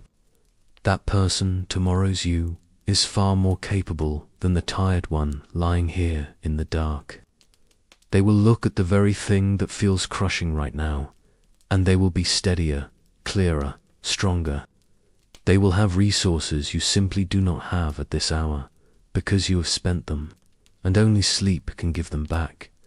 And that is the whole secret of what we are doing tonight. Resting is not running away from your problems. It is the exact opposite. Rest is how you build the person who can actually meet them. Every hour of sleep tonight is quietly assembling tomorrow's strength, clearing the mind, steadying the heart, refilling everything the day drained. You are not neglecting anything by sleeping. You are preparing for all of it, in the only way that truly works. Think how strange it is that we treat sleep as the first thing to sacrifice, when we are worried, as though lying awake were a way of working on the problem. It is not. It is the opposite. Every hour you stay awake worrying, you quietly weaken the very person who must solve it tomorrow. And every hour you sleep, you strengthen them. The most useful, most responsible, most genuinely helpful thing you can possibly do for tomorrow's troubles, right now, tonight, is to stop turning them over and rest. Sleep is not the enemy of getting things done. Sleep is where the ability to get things done is made, so you can do something tonight that will feel strange and enormously kind. You can hand tomorrow's worries forward to that rested self who will wake to meet them. Give them to her. Give them to him. They will be so much better equipped to hold them than you are right now. It is not your job, this tired midnight self, to solve any of it. Your only job tonight is to rest, and in resting, to become the one who can picture it gently. Set each worry down at the foot of the bed, like a letter left out for the morning. Not thrown away, just left for someone better able to read it. Tomorrow's you will find them there, in the clear light, with coffee, with strength, with the whole day's resources at hand, and will know exactly what to do with each one. Or will see that half of them were never worth the worry at all. You can trust that person. They have handled every single day that has ever come to you so far. They have a perfect record. Not one day has defeated them yet. Let that sink in, softly. Every hard day you have ever dreaded, you have also, in the end, survived. Every single one. The days you were certain you could not get through, you got through them. The mornings you feared came and passed and became ordinary afternoons and then forgotten evenings. Your record is perfect. 100%. You have met every day that ever came for you, and here you are, at the end of another, proof of your own durability, resting quietly in the dark. Tomorrow's you inherits all of that. They do not begin from nothing. They stand on every single day you have already survived, which is all of them. Seneca understood this, and warned his friend of it plainly. For all his wisdom, he did not trust the judgments of a tired mind in the dark hours, when everything looks heaviest and least kind. Wait for the daylight, he counseled. Let the soul, like the sky, grow clear again before you decide anything about your life. The wisest people who ever lived did not solve their lives at midnight. They slept and let the morning give back their judgment, and met the hard things in the light, rested where hard things are meant to be met. If even they needed that, then surely you are allowed to need it too. You are allowed to say, gently, to every worry that rises tonight, not now, not in the dark. I will look at you in the morning, and not before. There is a whole night of rest between you and that looking, and the rest will change everything. Not the facts, perhaps, but you, which is what actually matters. There is such relief in that handing over, in admitting that the version of you awake at midnight was never meant to carry tomorrow, that midnight is for resting, and morning is for doing, and confusing the two only ruins them both. Let midnight be what it is for. Let it be for rest. Let tomorrow's problems belong to tomorrow's strength, and let tonight belong only to the quiet, healing work of sleep. Feel how much lighter you become when you stop trying to carry the next day on this day's last strength. The weight was never yours to lift tonight. It belongs to the morning, and to the stronger self the morning will bring. So let go of solving. There is nothing to solve here in the dark, and no one here is strong enough to solve it anyway. And that is not a failing, it is simply the hour. The hour is for rest. The night is already at its quiet work, restoring you cell by cell, thought by thought, breath by breath, building the rested person who will wake and rise and handle everything the way they always have. Your only task now is to let it, to lie here and be restored, to let the night make you new for the morning. Tomorrow is in good hands. They are just not tonight's hands, and they do not need to be. Let it be over.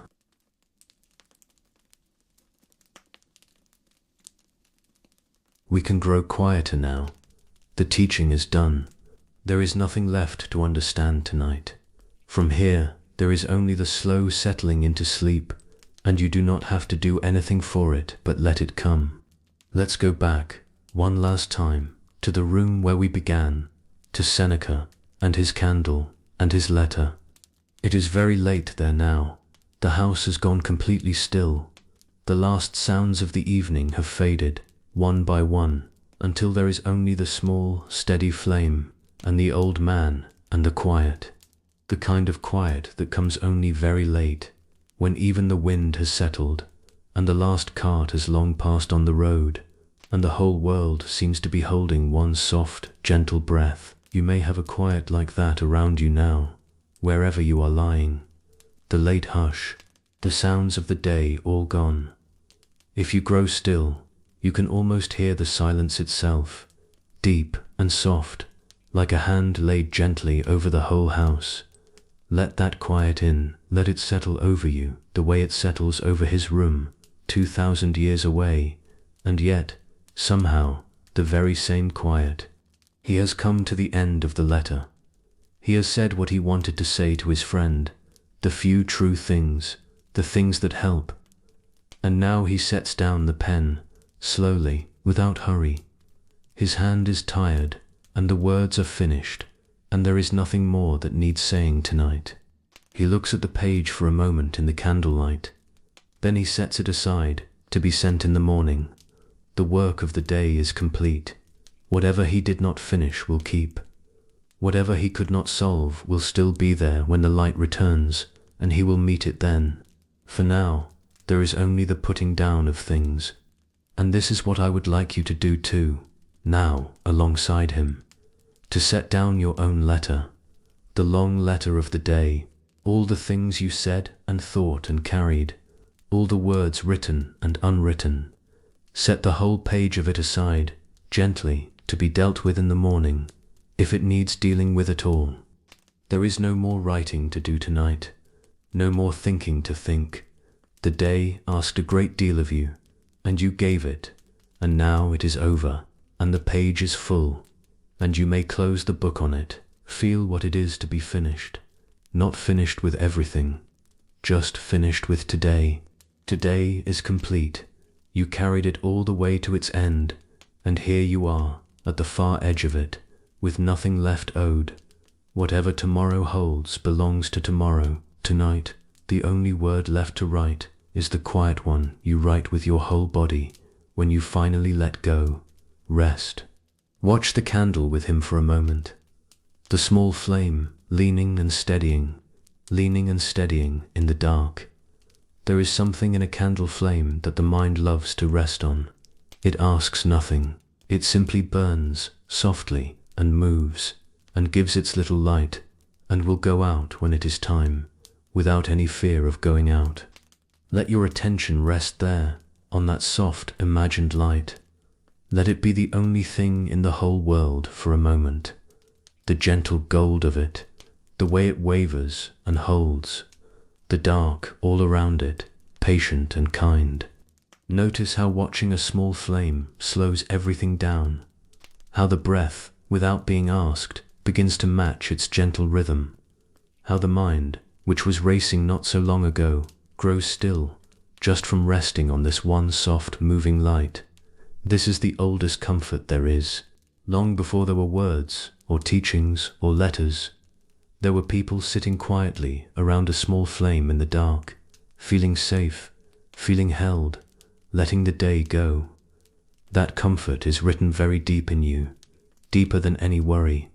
You are feeling it now. The flame, and the dark, and the old safety of a small fire keeping the night gently at bay. Seneca leans toward the flame, and with one soft breath he puts it out, and the room goes dark.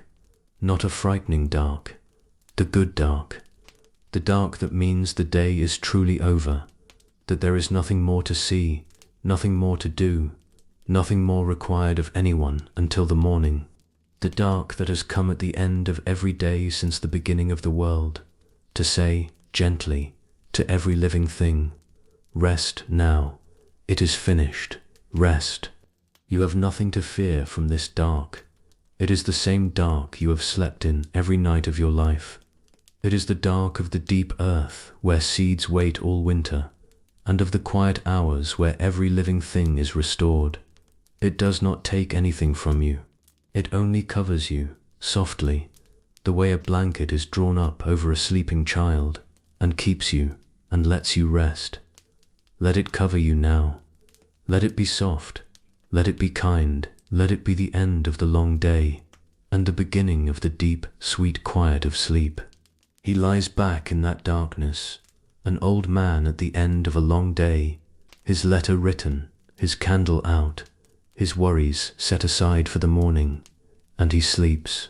Let yourself sink alongside him now, into the same soft dark, your letter written, your candle out, your day at last complete.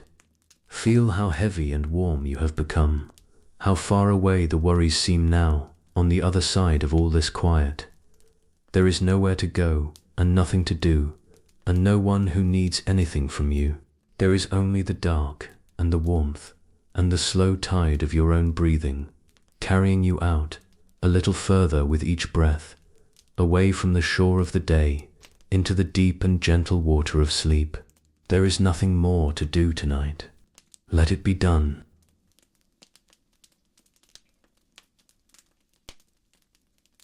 Worry has a rhythm. Have you ever noticed it? It is quick. The breath goes fast and shallow. The thoughts come one on top of another, hurrying, tumbling, no space between them. Anxiety is, more than anything, a kind of speed. And here is a small, quiet secret. You can change the rhythm from the outside, and you have been moving fast for a long time, all day and most days, hurrying from one thing to the next, the mind always a step ahead of the body always braced for what is coming. It is a hard way to live and an impossible way to fall asleep. So tonight, we are simply going to slow it all down, not by force, just by breathing slower than the hurry, until the hurry, having nothing left to keep pace with, gives up and slows and finally stops. You cannot always slow the thoughts by trying, but you can slow the breath, and when the breath slows, the body notices, because nothing in the whole of nature breathes slowly while it is in danger. The slow breath is a signal, older than words, that says, we are safe, and the anxious mind, feeling that slow breath, begins, despite itself, to believe it. So let's slow down now, slower than the worry, slower than the day, slower than feels normal even. Let everything begin to move as slowly as something sinking, gently, through deep and quiet water. Let the next breath out be long, longer than usual. Let it go slowly, all the way out, and then wait, before the next one comes. There is no hurry to breathe in. Let the pause be soft and easy, and in, slowly, and out, slower still. Do you feel how good it is to breathe like this, slowly, on purpose, with nothing rushing it? Most of the day, the breath does its work unnoticed, hurried along by whatever we are doing. But now, for these few minutes, there is nothing to do but this, nothing to attend to but the slow air, coming and going, in its own gentle time. In, and a long, slow way out, and rest. And again, when you are ready. Never before. There is no schedule for the breath tonight. It knows the way. You can simply watch it, the way you might watch slow waves reaching a shore, one after another, in no hurry ever to arrive. Feel how the slowness spreads, from the breath into the body, the heart taking its cue, beginning to ease, the shoulders letting go a little more, the mind finding that there is suddenly space between its thoughts, small, quiet gaps, where before there was only rushing. Let those gaps grow. You do not need to fill them. The space between two thoughts is a resting place, and tonight you are allowed to stay there, in the quiet, for as long as you like. Notice how everything in you is beginning to move at the same slow pace now, the breath, and under it the heartbeat, easing, unhurried, the thoughts spacing out, drifting rather than racing. Even time itself seems to soften at this hour, stretching out, gentle and wide. There is no fast thing left in you, nothing quick, nothing sharp. Everything has settled into the same slow, deep rhythm, the rhythm of a body letting go, the rhythm of the tide, the rhythm the whole world moves to once it finally lies down for the night. Everything is slowing now, and everything around you is slow too. Seneca is asleep in his dark room. The house is still, the night itself is unhurried. It has all the time in the world, and it is in no rush at all to become morning. Nothing out there is racing. Nothing is chasing you. There is nothing to keep up with, nothing to hurry toward, nowhere at all you need to be. That is the strange gift of this hour. All day there was somewhere to be, something next, a clock quietly pushing you along. But not now. Now the clock has let go of you. There is no next. There is nothing after this. This slow breath is not on the way to anything. It is the whole of it, complete in itself, asking nothing more. You have finally arrived at the one moment in the day that is not rushing anywhere. Stay in it. Let it be as long and as slow as it wants to be. So you can go slow as still water, as slow as the last of a candle, as slow as the deep, unhurried breathing of someone already halfway into sleep. Feel the weight of you settling deeper into the bed with every slow breath, heavier, warmer, lower, as though each long exhale lets you down another gentle inch, closer to the quiet, closer to the deep. There is a soft floor of sleep somewhere beneath you, and you are sinking toward it, slowly, in no hurry at all.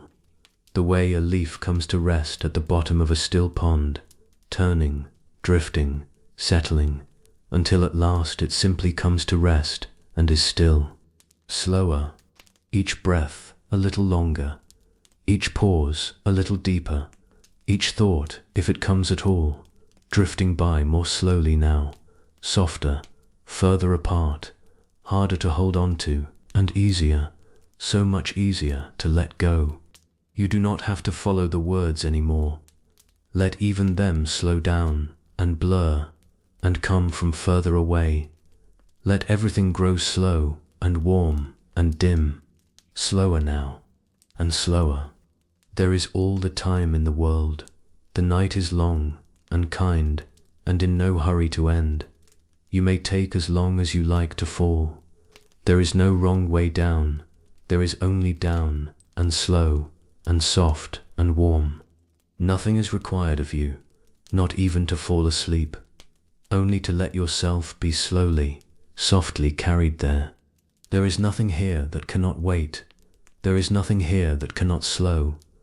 There is only the long, soft breath, and the widening quiet, and the gentle sinking down. Slower than the worry, slower than the day, all the way down into rest. Let it be over.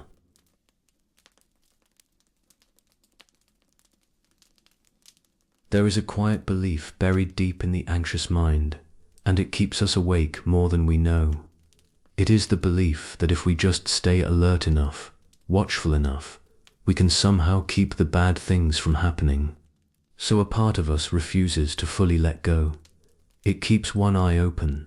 It stays on guard through the night, scanning, listening, turning things over, as though our watching were a kind of protection, as though, if we stopped paying attention, even to sleep, something might slip past us in the dark. Let's look at that belief gently, because it is very tired, and it has been standing guard for a very long time.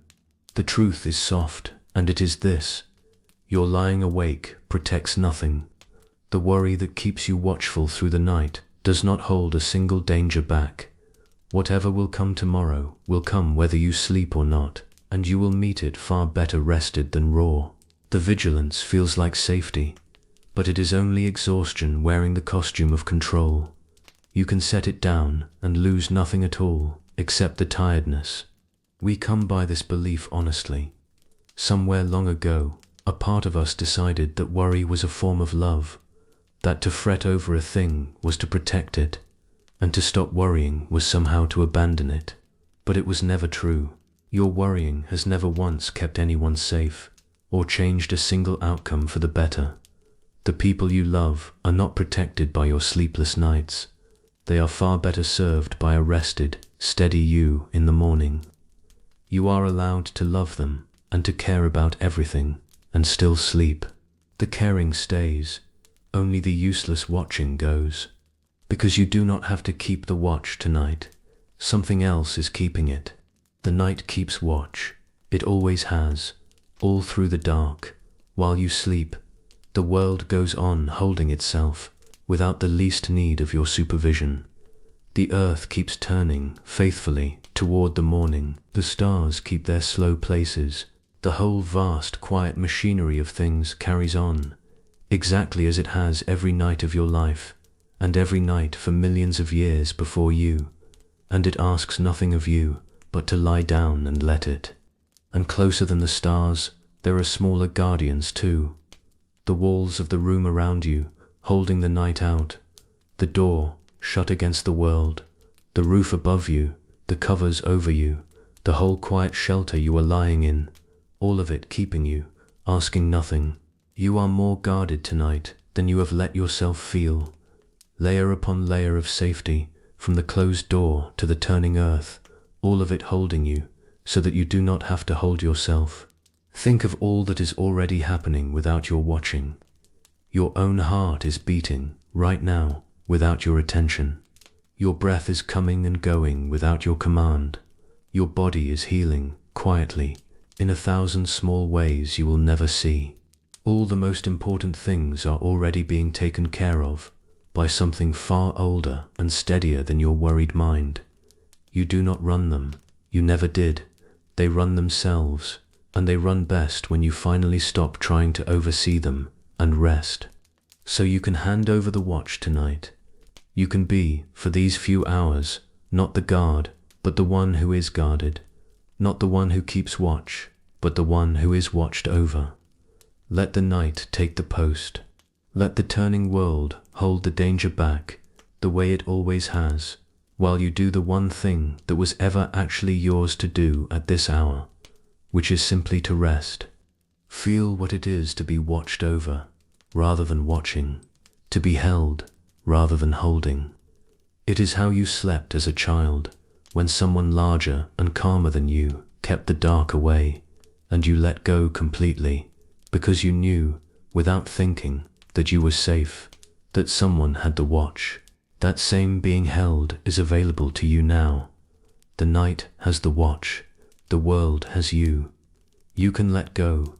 There is a particular sweetness in it, in being, just for tonight, small again, and kept. You have spent so many years being the strong one, the one who watches, the one who worries so that others do not have to. Tonight you can set that down. Tonight you can let something far larger than you take a turn at holding the world together. It is very good at it. It held the world together long before you arrived, and will long after you are gone, and it can certainly manage one single night while you sleep. There is nothing you need to guard against tonight. There is no danger that your sleeplessness is keeping at bay.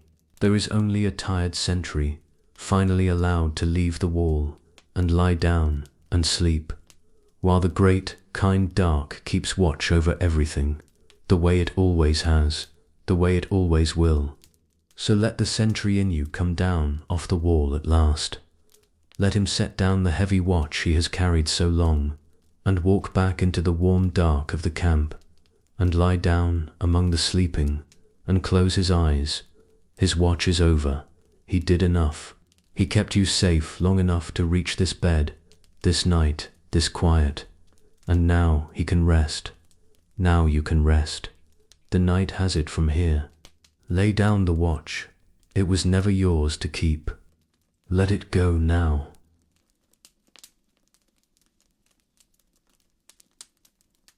Even now, the mind may try one last thing. It is very clever and very tired, and it has one final move. It will offer you a problem. Just as you begin to drift, it will hold up something and say, "But wait, what about this?" One more thing to figure out, one loose end to tie, one small, urgent-seeming question that feels, in the moment, as though it simply must be answered before you are allowed to rest. This is the mind's last strategy for staying awake. There is always one more thing. The moment you resolve one worry, another lifts its hand at the back of the room. It could go on all night, if you let it, because it is not really about any single problem. It is about the habit of solving. The mind has forgotten how to be off duty. You know this habit well. It is the same one that replays a conversation long after it is over, or drafts a reply to something that has not been said yet, or runs through tomorrow's list for the 10th time. None of it accomplishes anything.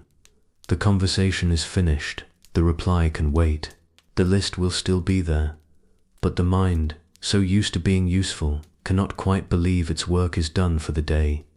It keeps reporting for duty at the 1 hour when it is not needed, and will not be sent home until you gently tell it that it may go. So let's see it clearly, this last little hook, and let's let it go. Here is the truth that dissolves it. There is nothing you can solve right now. Not tonight. Not in this bed, in this dark, at this hour. Solving things requires daylight. It requires your full strength, and your resources, and the ability to act, to speak, to do. And none of that is available at this hour, nor is it meant to be. The night was never given to you for solving. It was given to you for rest. So every problem the mind offers you now is a false alarm, not because the problems are not real, some of them may be very real, but because there is nothing to be done about any of them until the light comes. To try to solve them now is like trying to plant a garden in the dark. It is not the time. The seeds will keep, the work will wait, and doing it now, in the dark, only ruins you for doing it well tomorrow, when you actually can. There is nothing to solve until light. Say it gently to yourself, if you like. There is nothing to solve until light. Everything the mind is holding up, every loose end, every unanswered question, every unfinished thing, all of it can wait for morning. It will still be there if it matters, and if it does not still matter in the morning, then it was never worth a single minute of this night. And if some part of you protests, if it whispers that leaving things unsolved is careless, that a good person would stay up and worry it through, you can answer it gently. Rest is not neglect. The most responsible thing you can do with an unsolvable night is to sleep through it and wake able. You are not abandoning anything by resting. You are simply meeting your problems at the right hour, in the right light, as the right version of yourself. That is not carelessness. That is the deepest kind of care. So you can leave it all unsolved. That is the permission tonight. You do not have to tie anything up. You do not have to reach an answer or a decision or a plan before you sleep. You are allowed to lie down in the middle of 100 unfinished things and rest anyway. The unfinished things are safe. They are not going anywhere. They will be waiting, patient in the morning light, and you will meet them then, rested and able. Let the questions go unanswered tonight. There is a deep peace in it, once you allow it, in letting the loose ends stay loose, in letting the open questions stay open, in laying your head down while everything is still unresolved, and trusting that it can be. Not everything needs an answer before you sleep. In fact, nothing does. Sleep asks no questions. It only asks that you stop asking them for a while. Feel each little hook the mind throws, and feel yourself simply not taking it. A thought lifts its hand, but there is nothing to solve until light. Another rises, but there is nothing to solve until light. You do not argue with them. You do not answer them. You just let them hang there, unanswered, and feel how they lose their power the moment you stop reaching to solve them. They drift, they fade, they come apart in the dark, unanswered and harmless, and sink away. There is nothing to do now, nothing to fix, nothing to decide, nothing to solve. There is only the dark, and the warmth, and the breath, and the deep permission to leave the whole unfinished world exactly as it is until morning. Let the unfinished world be unfinished. It has always been unfinished. It will be unfinished long after tonight. That is simply what a living world is. You were never going to complete it. You were only ever meant to do your small part in the daylight, and then to lay it down at night and rest, and let the great unfinished thing go on turning without you for a while. So lay it down now, all of it, the done and the undone alike. None of it needs you tonight. Let it all stay unsolved, and sleep. Let it be over.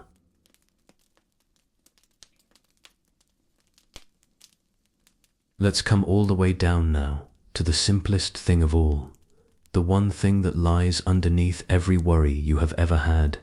Right now, in this room, you are safe. Not tomorrow, not out there in the wide, uncertain world. Here, now, in this room, in this bed, at this moment, you are safe. Nothing is wrong here, nothing is coming. There is no danger in this room tonight. There is only you, and the quiet, and the warm dark, and the soft sound of your own breathing. This is not a comforting story I am telling you. It is simply true.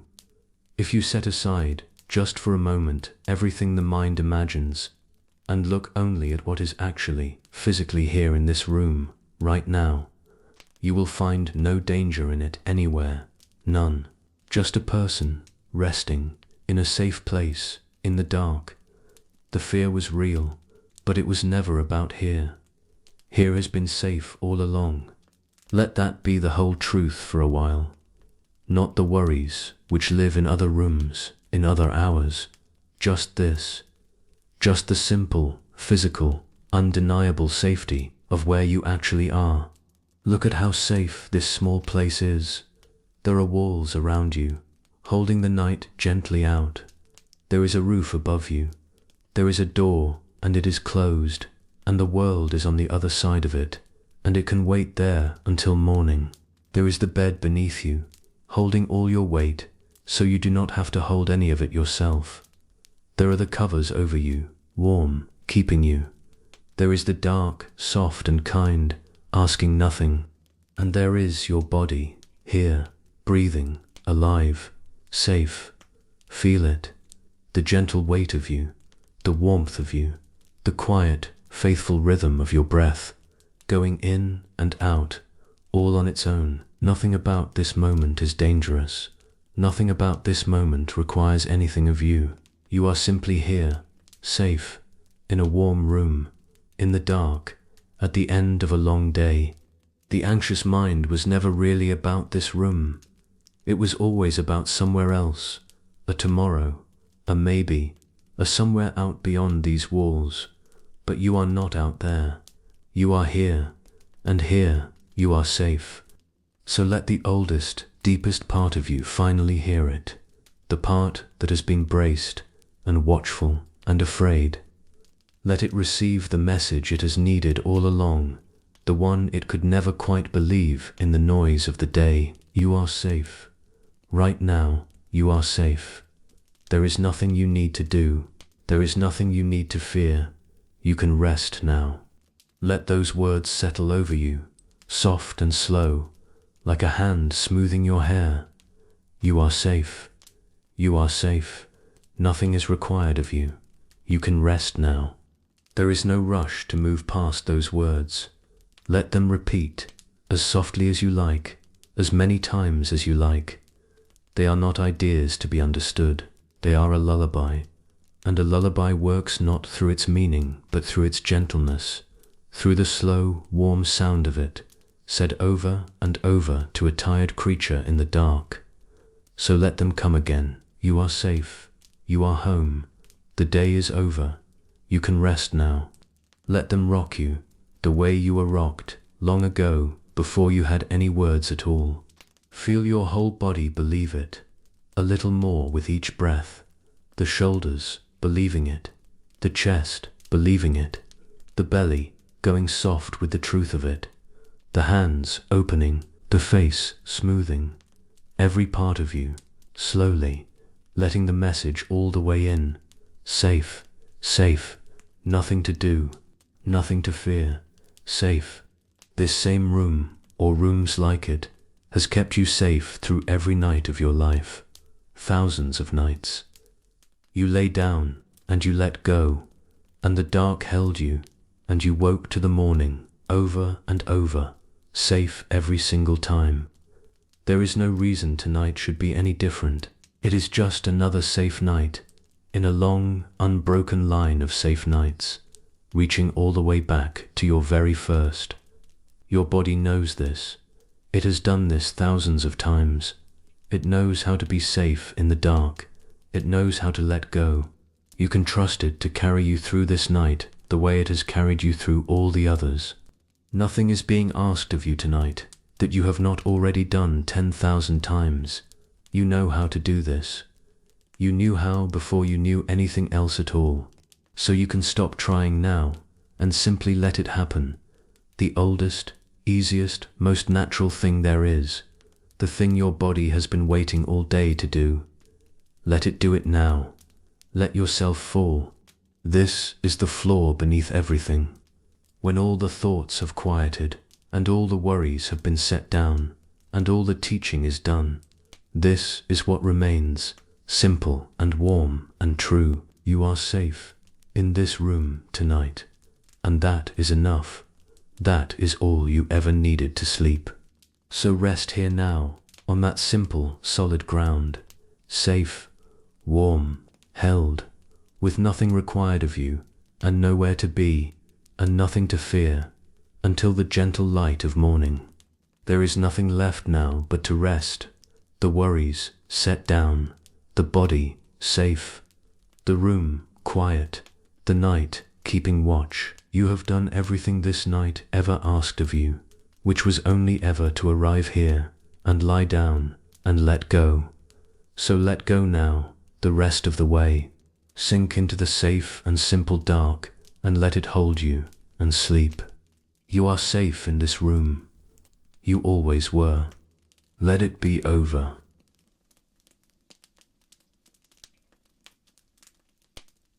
You are almost there now, almost asleep. You can feel it, can't you? The heaviness, the warmth, the way the bed seems to be holding more and more of you, as you let go of more and more of yourself. Your body is growing so heavy now, heavier than you could hold, even if you tried. And that is good. That is exactly right. A heavy body is a safe body, a body that has finally stopped bracing, finally let go. Let it be as heavy as it wants to be.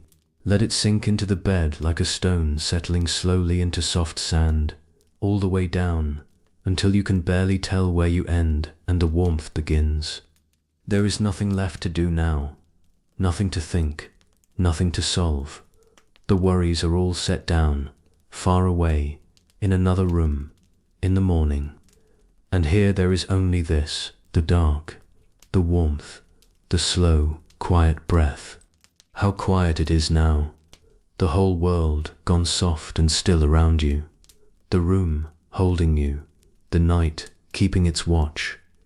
There is nothing to listen for, nothing to wait for, nothing to be ready for. You can let your listening go too. You can let everything go. Notice how far away everything feels now. The day so far away. The words softer, coming from further off. Even your own hands and feet growing distant, heavy, dissolving gently into the warmth of the bed. You do not have to follow my voice anymore. Let it drift. Let it become just a soft sound in the dark, like water, like wind. No longer words, just a gentle sound that keeps you company as you sink. Breathe in, softly, and out, and let go. Breathe in and out, and sink. Each breath a little further down, each breath a little further from the day. There is no effort in it now. The breath is breathing itself.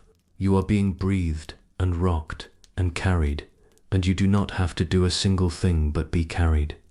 Breathe out, slow, and sink a little further. There is no bottom to fear, only softness, only warmth, only down and rest. Imagine yourself drifting down through warm, dark water, not falling, drifting, slow and safe and weightless, down past the last of the day, down past the last of the thoughts, down into the deep, still, quiet place where sleep is already waiting for you, soft as anything, ready to hold you all night long. And if you notice your thoughts beginning to wander somewhere strange now, turning odd and soft and dreamlike, no longer quite making sense, do not pull them back. That is not confusion. That is the doorway. That is the mind beginning to dream, right at the edge of sleep. Let it wander. Let the thoughts come loose from their meanings and float away into pictures, into small nonsense, into the first soft edges of a dream. You are almost through the door now. There is nothing to do but let go, and drift, and follow them under. Let the last of the day go now, the last small thread of it. Let it slip from your fingers into the dark, gone. And with it, everything you were carrying, gone. Just for tonight. All of it, set down, floated away, dissolved into the dark. Your hands are empty now. Your mind is quiet now. There is nothing left in you but warmth, and breath, and the sweet, heavy pull of sleep. You are so heavy now, so warm, so safe, so close, closer with every breath. The dark is so gentle. The bed is so warm. Your body is so ready to let go. There is nothing holding you here now, nothing keeping you awake, nothing left undone that cannot wait until the light. The whole long day has led, quietly, to this soft surrender, this letting go, this sinking into rest. Let it happen. Let it finally happen. Nothing is required of you, nothing at all, not one thing, just this breath, and the next, each one slower, each one softer, each one carrying you deeper into the warm and quiet dark. There is nowhere to go, nothing to reach, no next thing, only this slow sinking, this warm dark, this quiet breath, and the deep, kind rest that is rising up now to meet you. Let it take you. You are safe, you are ready, you can go. You do not have to reach the end of this. There is no end you need to reach. If sleep takes you now, mid-word, mid-breath, that is perfect. That is the whole point of it. Let it take you the moment it comes. Almost there now, almost asleep. Let it be over.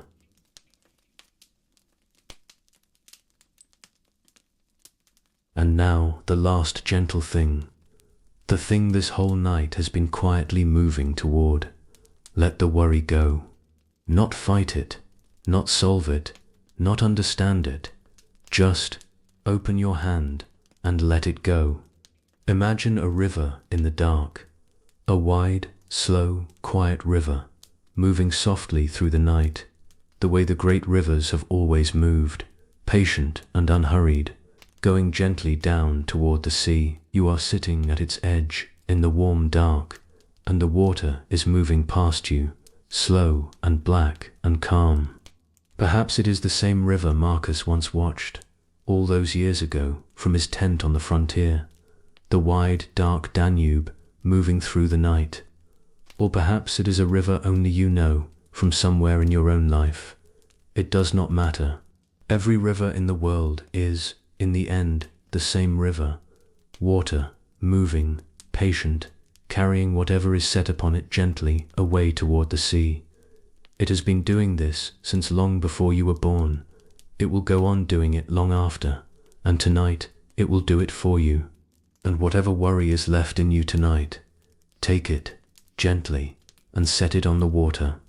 Just set it down on the surface of that slow, dark river, and watch it begin to drift away from you, out onto the water, turning slowly as it goes, growing smaller, carried off by the current, further and further into the dark, until you can barely see it, until it is only a small shape on the water, far away, and then gone. The river takes it. The river has always known how to carry things away. That is what rivers are for. Think of all the worry this old river has carried over all the years. Every person who ever sat at its edge, as you sit now, and gave their trouble to the water, Thousands of years of human worry set down on this same slow current and carried off and dissolved and gone. The river took all of it and was never once troubled and flows on just the same, patient and dark and calm. It has room for yours too. However heavy it feels to you, the river does not even notice the weight. It simply takes it, the way it has taken everything, and carries it gently down toward the wide forgetting of the sea.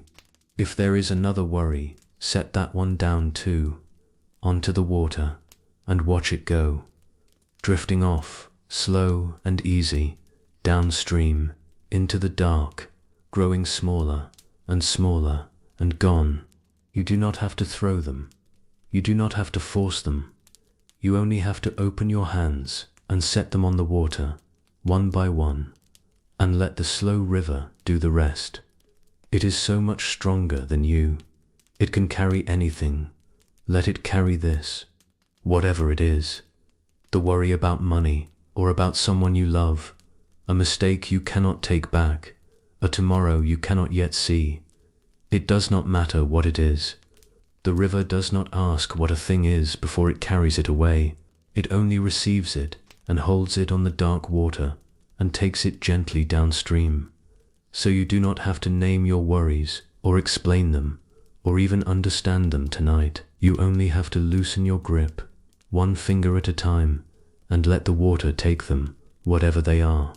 Listen to the sound of it if you like. The soft, low sound of slow water moving in the dark.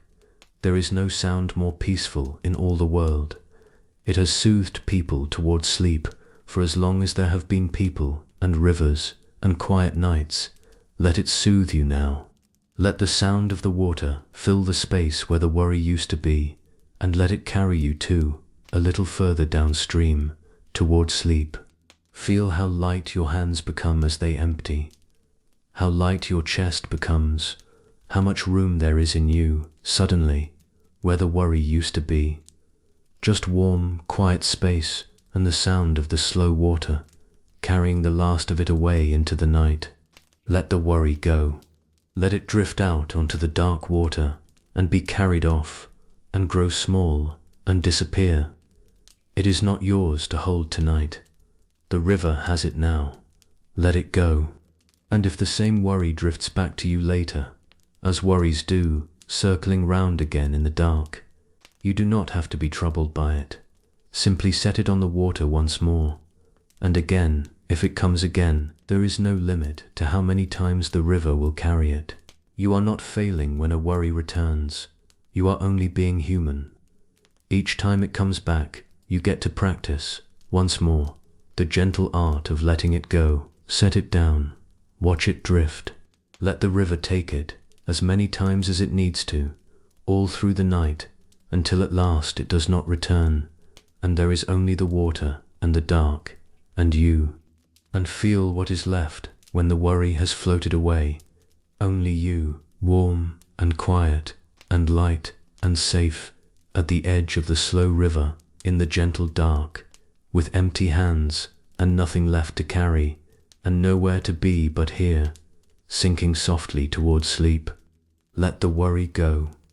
Let it all go now.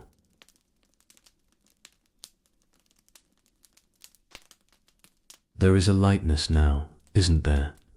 A quiet, empty lightness where all the weight used to be. You have set everything down tonight, one thing at a time. The day, the worries, the questions with no answers, the watch you did not have to keep, the problems that can wait for light, all of it set down or floated away or handed over, and now your arms are empty, your hands are open, there is nothing left in them to hold. Think of how heavy the day was, how much you were carrying without even noticing it, the weight of everything you had to remember and manage and worry about and be ready for. You carried it all day on shoulders that had already carried so many days before this one, and now, for the first time in what may feel like a very long time, there is nothing on them, nothing at all. Feel how they soften and drop and open When the weight finally comes off, feel the whole body lift and loosen, the way it does the moment a heavy load is set down at last. Feel how good that is, how rare, to be carrying nothing at all. Most of your waking hours, there is something in your arms, some task, some worry, some weight you are holding for later, but not now. Now there is nothing. Nothing to carry, nothing to hold, nothing to keep. You have put the whole world down for the night, and it is holding itself just fine without you, and you are free. And do not mistake this emptiness for something missing. It is not a lack. It is the most peaceful fullness there is. The clear night sky is not missing anything. It is simply open and vast and calm. Your quiet, empty mind is the same tonight, not lacking anything, but clear. Not empty the way a robbed room is empty, but empty the way a sky is empty when it has finally let go of all its clouds. This is what your mind is like, underneath all the worry. Spacious, still, clear. That clear sky was always there in you. The worry was only weather passing across it, and the weather has passed now. This is what you were always reaching for, underneath all of it. Not the solving of the worry, the setting of it down, and it is done now. It is already done. There is nothing left to carry. Nothing is required of you now, nothing at all. You have set it all down, and there is nothing left to pick back up tonight. So let your body be as light and as empty and as free as it wants to be. Let it float in the warm dark, unburdened, weightless, held. There is nothing pulling on you now, nothing tugging at your sleeve, nothing waiting for your attention, just the warm, quiet dark, and your slow, soft breath, and the deep and gathering peace of a mind that has finally set everything down. Feel the quiet, not the tense quiet of waiting, the way it was earlier tonight. A different quiet now, a full, soft, settled quiet. The quiet of a house with all its lights out, the quiet of still water, the quiet that comes only when there is truly nothing left to do, and nothing left to hold, and nowhere left to be. Let yourself float in that quiet. There is no floor you need to reach, and no effort you need to make. Only a slow, weightless drifting, held on every side by the warm dark, rocked by nothing but the gentle rhythm of your own breath. You are as light as you have ever been, as unburdened as you have ever been, as close to sleep as you have been all night long. You are so nearly asleep now, so close. There is almost nothing left of the day in you at all. Just a last, thin thread of waking, growing softer, growing dimmer, as you sink. You do not need to hold on to that thread. You do not need to stay. When it slips away, let it slip. There is nothing on the other side of it but rest, deep, warm, dreamless rest, the kind your whole body has been aching for all day. Let the last thread of the day go soft in your fingers, and slip loose, and float away, like everything else, down the dark and gentle river, gone. And let yourself go with it, down into sleep. Nothing left to carry, nothing left to fear, nothing left to do. Only the breath, only the warmth, only the soft and simple sinking down into rest. Let it be over.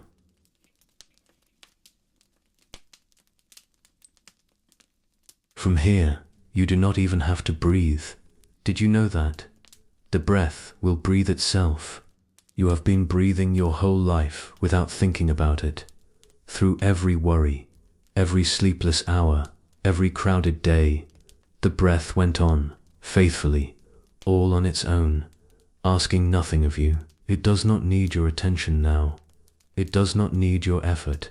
You can let go of it completely, and it will keep going, soft and slow, all night long, without you. So let the breath breathe itself now. Stop doing it. Just let it happen to you. Feel the air come in when it wants to, in its own gentle time. Feel it go out, unhurried, without any push from you. You are not breathing. You are being breathed. Something older and wiser than your thinking mind is doing it for you, the way it always has, and it is very, very good at it. There is nothing to control, nothing to get right. If the breath is shallow, let it be shallow. If it is slow, let it be slow. If it pauses for a moment, let it pause. It knows its own rhythm, deeper than any rhythm you could ever choose for it. Your only task now is to notice it, lightly, without touching it, to watch it come and go the way you might watch slow waves on a dark shore, arriving and withdrawing, arriving and withdrawing. No two quite the same, and none of them needing anything from you at all. And your heart, feel it beating quietly in your chest, keeping its slow, faithful time. You have never once had to tell it what to do. It began before you were born, and it has beat every moment since, through everything, without a single instruction from you. It is beating now, steady and calm, carrying you gently towards sleep. You can trust it. You can trust all of it. Because all through your body, right now, 1,000 quiet things are being taken care of, without your help. The breath, the heart, the slow tides of rest moving through you, the healing, the settling, the restoring. Your body knows exactly how to fall asleep. It has done it every night of your life. It does not need you to manage it, or worry it along, or stay awake supervising. It only needs you to get out of the way and let it. So get out of the way now, gently. Hand it all over, the breathing, the resting, the falling asleep. Let your wise body do what it already knows how to do, while you simply lie here and are carried. There is such deep relief in that, in finally trusting the body that has never once let you down. It kept you alive through every single day you have ever lived, without asking anything of you. It will carry you through this night the same way. You do not have to do sleep. You only have to allow it. Your body will take care of the rest. Let it breathe you. Let it carry you. Let it lower you, breath by faithful breath, down into the deep and healing rest it has been waiting all day to give you. You are in good hands, your own, the oldest, kindest, most faithful hands there are. Let it be over.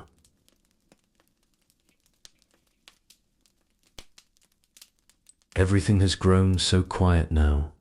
One by one, all through this night, the sounds have fallen away. The noise of the day, the chatter of the mind, the worries carried off down the river. And now, in all that soft quiet, there is only one thing left, the breath.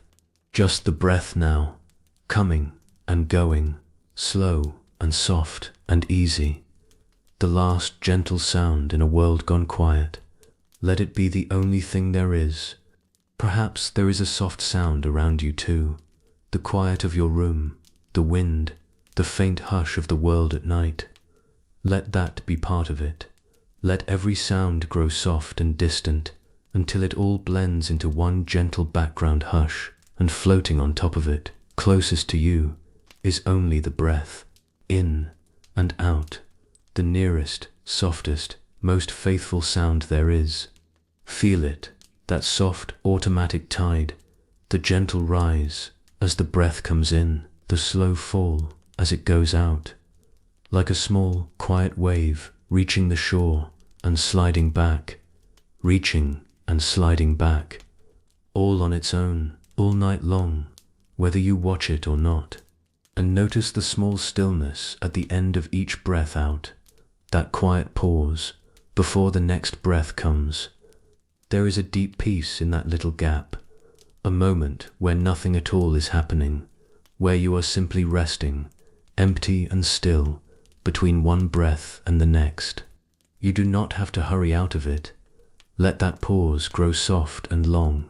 Let yourself rest there, in the still point, for as long as it lasts. The breath will come again, on its own, when it is ready. You do not have to reach for it. Just rest in the quiet space between, and let even the breathing become slow and spacious and unhurried. Let your attention rest on it, light as a feather, not gripping it, not controlling it, just resting there, on the soft rise and fall, the way you might rest on the gentle rocking of a boat on calm water. The breath rocks you, in and out, up and down, slow and slower. And with each breath out, let yourself sink a little further. The out breath is the letting go. Feel how, each time you breathe out, something in you softens and settles and drops a little deeper towards sleep. Breathe out and sink. Breathe out and sink. There is nothing else to do. Just ride each soft breath down, a little deeper, a little further, into the warm dark. You are so deep now, so heavy, so warm, so far from the day.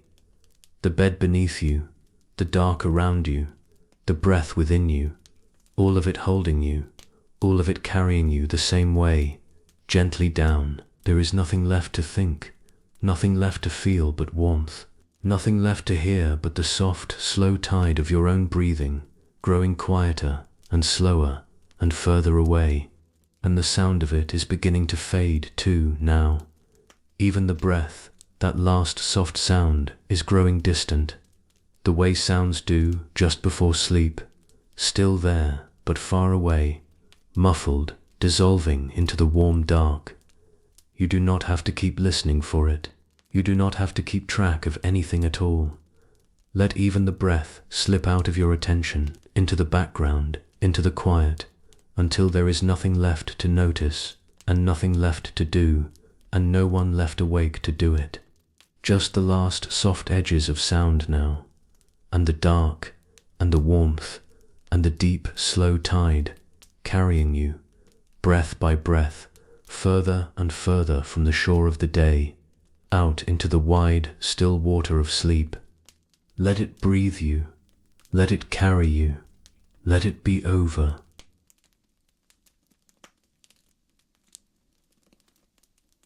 Notice how hard it is, now, to feel where your body ends. The heaviness has grown so complete, so warm, that the edges of you are beginning to blur. You can barely tell, anymore, where you stop and the bed begins, where the warmth of your body ends and the warmth of the blanket starts. It is all just one soft, warm, heavy field of comfort now, and you are somewhere in the middle of it, dissolving gently into it, letting go of the shape of yourself. Let that happen. Let the edges soften. You do not have to hold the outline of your body anymore. You do not have to keep track of where your hands are, or your feet, or the borders of you. Let them all go soft and vague and warm. Let yourself spread out and settle and melt, like something warm left in the sun, losing its shape, sinking into the softness all around it. Feel it in your hands first, perhaps, how they have grown so heavy, so warm, that you can barely feel their edges anymore, barely tell where the fingers end. Then your arms, growing vague and warm and heavy, your legs sinking, softening, their outlines blurring into the bed. Your face, soft and slack and warm, all its holding gone. One by one, the parts of you letting go of their edges, growing warm and heavy and boundaryless, until there is no clear line anywhere between you and the soft warmth that holds you. There is such peace in this, in not having to be a separate, bounded thing for a while. All day you are a shape, a body with edges, a self that ends where the world begins. But here, at the edge of sleep, you get to put even that down. You get to stop being a shape and simply be warmth and heaviness and soft dark spreading out, belonging to the night, held by everything, separate from nothing. This is what the body feels like at the very edge of sleep, heavy past holding, warm past knowing its own edges, soft and boundless, and let go. There is nothing to do here but let it deepen, let the softening spread. Let the last sense of your own weight, your own shape, your own separateness, blur gently away into the warm dark. You are so close now, almost gone, almost sleeping, The day is far behind you, on some distant shore. There is only this, the warm, dark, boundaryless softness, and the faint, slow drift of you within it, sinking, spreading, letting go. Nothing to hold, not even yourself. Let even that go. Let it be over now.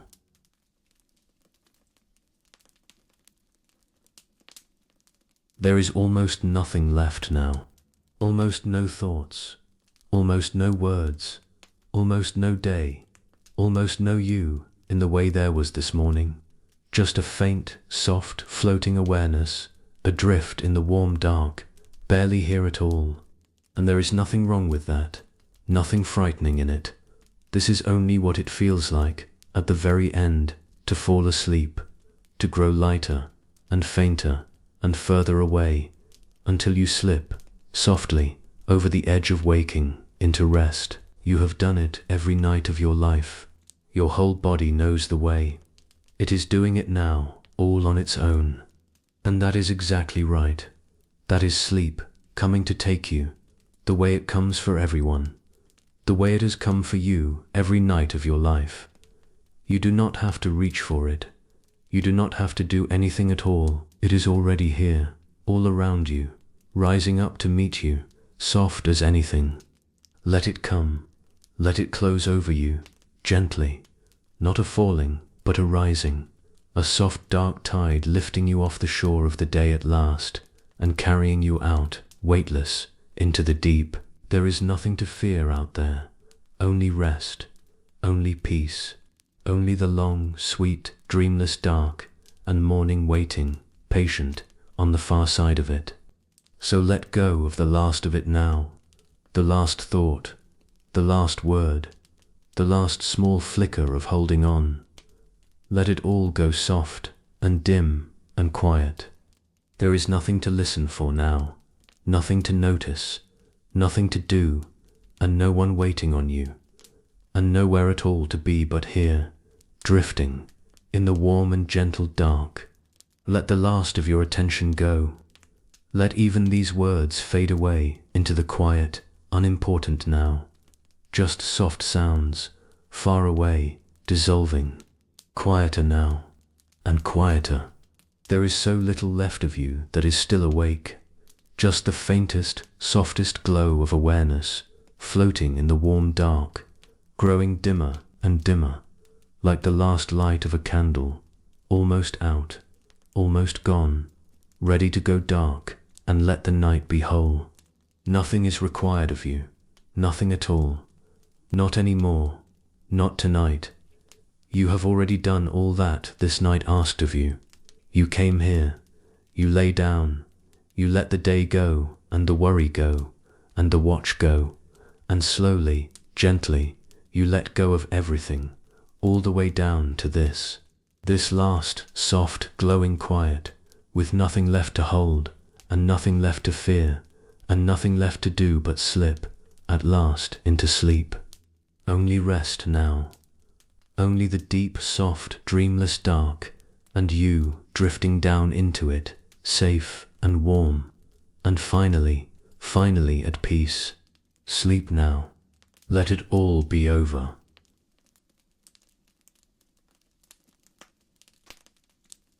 And as you drift now, at the soft edge of sleep, let me leave one last quiet thing beside you, a small, certain comfort to carry down into the dark. The morning will come. However this night has felt, however long, however heavy, it will end. It always does. The night has never once, in all the history of the world, forgotten to turn into morning. Not a single time. The dark has always given way to the light, gently, on schedule, without fail, and it will do so again. It is doing so already. Think of how many mornings you have already seen, thousands of them. Every single night you have ever lived through, even the hardest ones, even the ones you were certain would never end, gave way, in time, to a morning. You have never once been left in the dark forever, not once. The sun has risen on every single day of your life, faithfully, whether you slept well or not, whether you worried or not, asking nothing of you in return, and it will rise again tomorrow, just the same. You never had to earn a single one of those mornings. You never had to be good enough, or strong enough, or worthy enough for the sun to rise. It simply rose, for you and for everyone, without conditions, without asking anything, a free gift, given fresh every single day. Tomorrow's morning is already yours, already promised, already on its way, not as a reward you must deserve, but as a certainty you can lean your whole tired weight against. So lean on it now. Let it carry some of the weight while you sleep. Somewhere, right now, on the far side of the turning earth, the light is already on its way to you. The dawn is already breaking over distant places and moving slowly, steadily toward your window.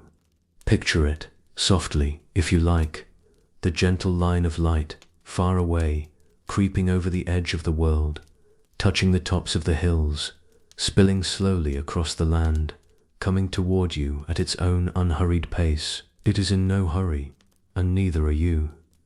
It will arrive exactly when it arrives, and all you have to do between now and then is rest in the dark and let it come. And when it comes, it will come softly, not all at once, but slowly, the dark thinning to grey, the grey warming to gold, a first faint birdsong somewhere outside, the room filling quietly with light while you sleep on, warm and unhurried, in no rush at all to rise. You do not have to picture it now. You do not have to reach toward it. Just know that it is there, waiting gently at the far end of the night, sure as anything, and let that knowing be a soft floor beneath you as you sink. You do not have to do anything to bring it. You do not have to wait up for it, or watch for it, or worry it into coming. It is coming on its own, the way it always has, and it will arrive right on time, whether you are awake to greet it or fast asleep, and it will find you. It always finds you. So you can let the night be night now, fully. You can let go of it completely, and sink into the dark, and trust the morning to arrive without your help. That is not your task tonight. The dawn will manage itself. Your only task is to rest in the dark that comes before it, this soft, safe, healing dark, and to let it do its quiet work on you until the light returns. And when it does return, everything will be a little different. The worries that felt so heavy in the dark will have softened, shrunk back to their daytime size. The things that seemed unsolvable will look, in the morning light, like things that can simply be handled, one at a time. That is what morning does. It gives back your strength, and your perspective, and your hope. But that is for then. You do not need any of it yet.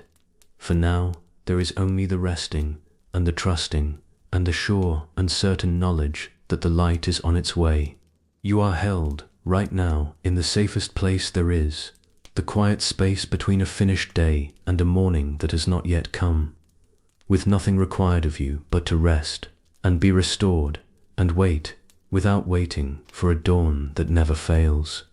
Nothing is required of you between now and then, only rest. The morning will come. It always comes. Let it come on its own, and until it does, sleep. Let it be over.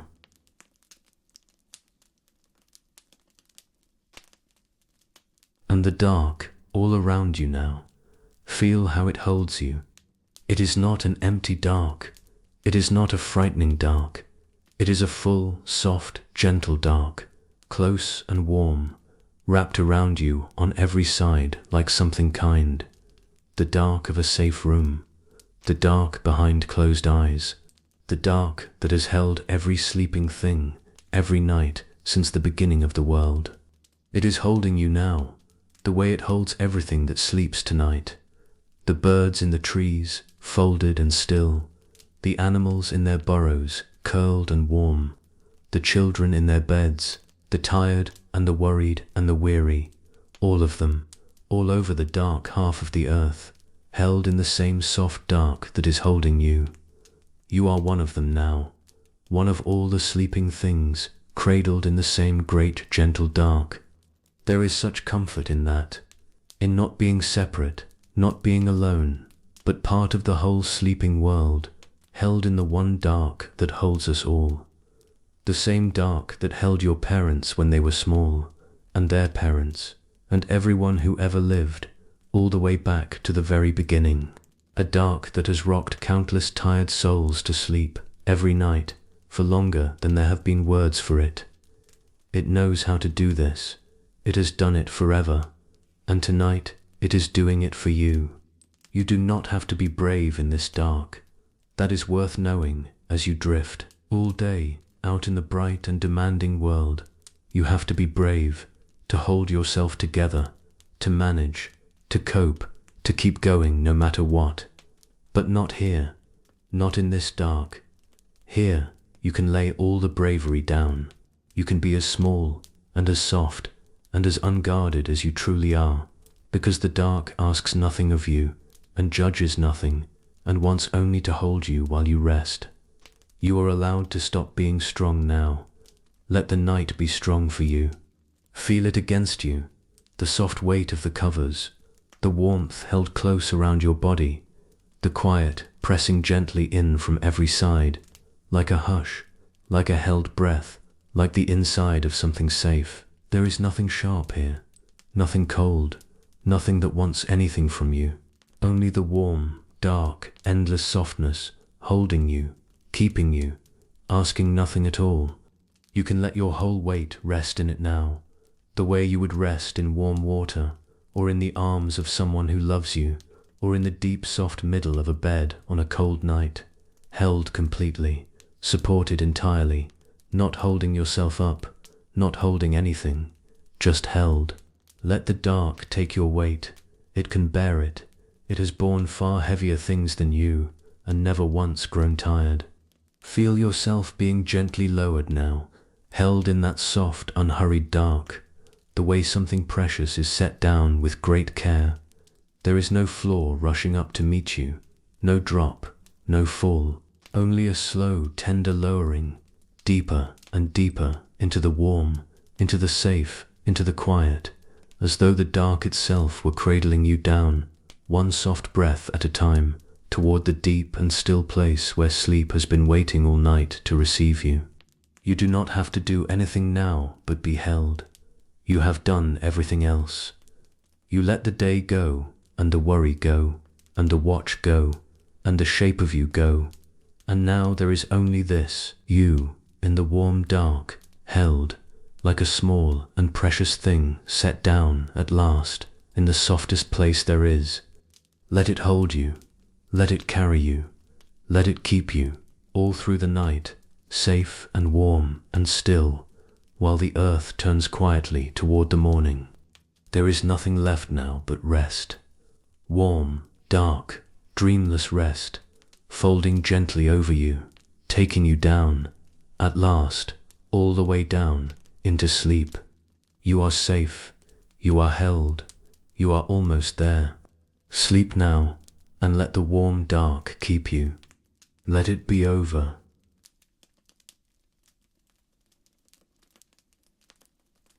Something is changing now, very gently, at the edge of your mind. The thoughts, what few are left, are beginning to come loose, to drift free of their meanings, to turn soft and strange and picture-like. A thought that was a worry an hour ago is now just a shape, a color, a small drifting image, floating up out of the dark and dissolving again before you can even name it. You may notice them starting already, little flickers behind your closed eyes, a drifting color, a half scene that rises and fades, a voice or a face or a place, appearing for a moment and then gone, the way clouds change shape without ever deciding to. None of it means anything. None of it needs to. It is only the mind, off its leash at last, wandering wherever it pleases. This is the doorway. This is the very beginning of dreaming. Your mind, released at last from the long day, is starting to wander somewhere softer, somewhere with no logic and no worry in it, only images drifting up and floating by, gentle and harmless and strange. And there is a kind of quiet magic in what is beginning to happen, all on its own, without the least effort from you. The dreaming mind is starting its gentle nightly work, sorting through the day, softening its sharp edges, keeping what matters, letting the rest dissolve. You do not have to help it. You do not have to understand it. While you sleep, some wise and ancient part of you will take the whole tangled day and quietly sort it and smooth it and make a kind of peace with it, and you will wake tomorrow a little lighter for it, without ever knowing quite how. That is what dreams are for. That is the kindness that happens in the dark while you rest. This is the mind's own way of putting the day to rest. All through the night, softly, while you sleep, it will take the pieces of your day, the worries, the small moments, the odd unfinished things, and turn them over, and soften them, and file them gently away, weaving them into dreams you may not even remember in the morning. You do not have to help it. You do not have to understand it. It knows exactly what it is doing. It has done it every night of your life, quietly sorting and settling and healing while you rest. Let it work. Your only task is to sleep, and let the dreaming mind do the rest. Do not try to make sense of them. That is not what they are for. The dreaming mind does not obey the rules of the day, and it does not have to. Let the images come however they come. A face you half remember, a place you have never been, a scrap of something, floating by, meaning nothing, asking nothing. Let them drift up and drift past and drift away, one after another, soft as smoke, while you sink gently beneath them. Perhaps you will drift through a place half remembered from long ago. Perhaps a face you love will move softly through the dark. Perhaps there will be only colors, only feelings, only the soft wordless drift of a mind at rest. Whatever comes, let it come, and let it go. None of it can hurt you here. Dreams are only the mind at play in the safe dark, and you are the safe dark's own child tonight, cradled in it, dreaming, while the night keeps its steady watch over you. You do not have to follow them. You do not have to hold them. Just let them play, softly, at the edge of your fading attention, the way light plays on water, while the deeper part of you keeps sinking, down, below the images, below the last of the thinking, into the still, dark water underneath. There are two of you now, in a way, a surface where the last images drift and flicker and play, and a depth far below, still and dark and peaceful, where there are no images at all, only rest. Let the surface do whatever it likes. You are sinking past it now, down into the depth where nothing stirs, where nothing is required, where there is only the deep, dreamless quiet at the very bottom of sleep.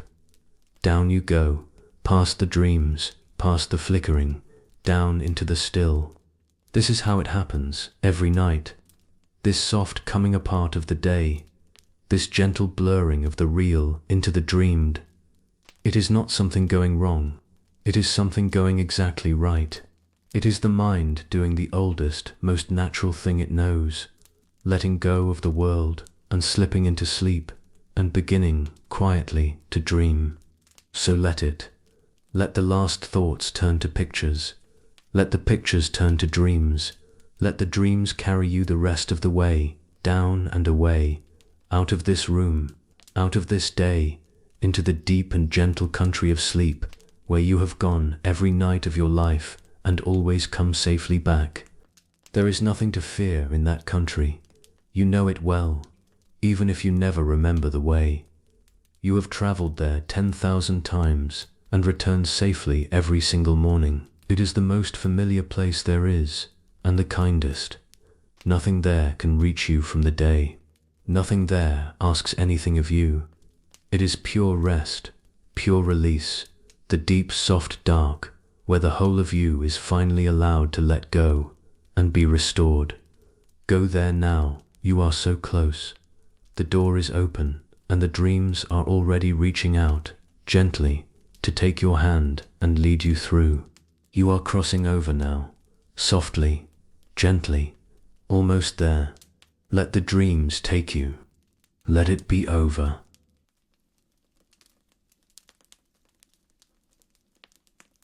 There is nothing left to say now, nothing left to do, nothing left to be.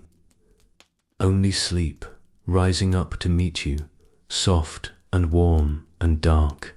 So this is where I leave you, right at the edge, right at the doorway, with everything set down and everything let go, and nothing at all required of you anymore. You are safe, you are warm, you are held. The day is finished, and the worry is gone down the river, and the morning is on its way, and there is nothing left between you and sleep but one last, soft letting go. You have carried so much for so long. Tonight, you get to put it all down and be carried yourself for a while. Let that be enough. It is more than enough. So let go now, all the way. Let the last thread slip from your fingers. Let the last light dim. Let yourself go completely into the warm and waiting dark. Rest now, deeply, sweetly, completely. Sleep now and be at peace. May your sleep be deep and warm. May the night be gentle with you, and may you wake, when you wake, a little lighter than you lay down. You did enough today. You are enough, and you are almost already asleep. The worry is gone. The day is done. The morning is on its way, and you are here, safe in the warm dark, sinking softly into the rest you have needed all along. There is nothing more to do now, only this, only sleep. Good night. Let it be over.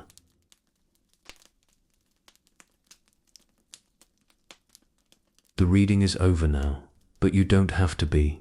Stay here as long as you like, in the quiet, in the warm dark, with nothing left to do and nowhere to be. You came here tonight with a restless, worried mind, and little by little you set it down. The worries given to the river, the guard laid down, the questions left for the light, the whole heavy day finally released. Whatever is still with you, let it be soft now, and let it wait for morning. You did enough today. You are enough, exactly as you are, and nothing is required of you now except to rest. Thank you for spending this night here at Restful Minds. Whenever you're ready, or without being ready at all, let yourself drift the rest of the way down into sleep. Rest well, sleep deeply, and may your mind be gentle with you tonight. Good night.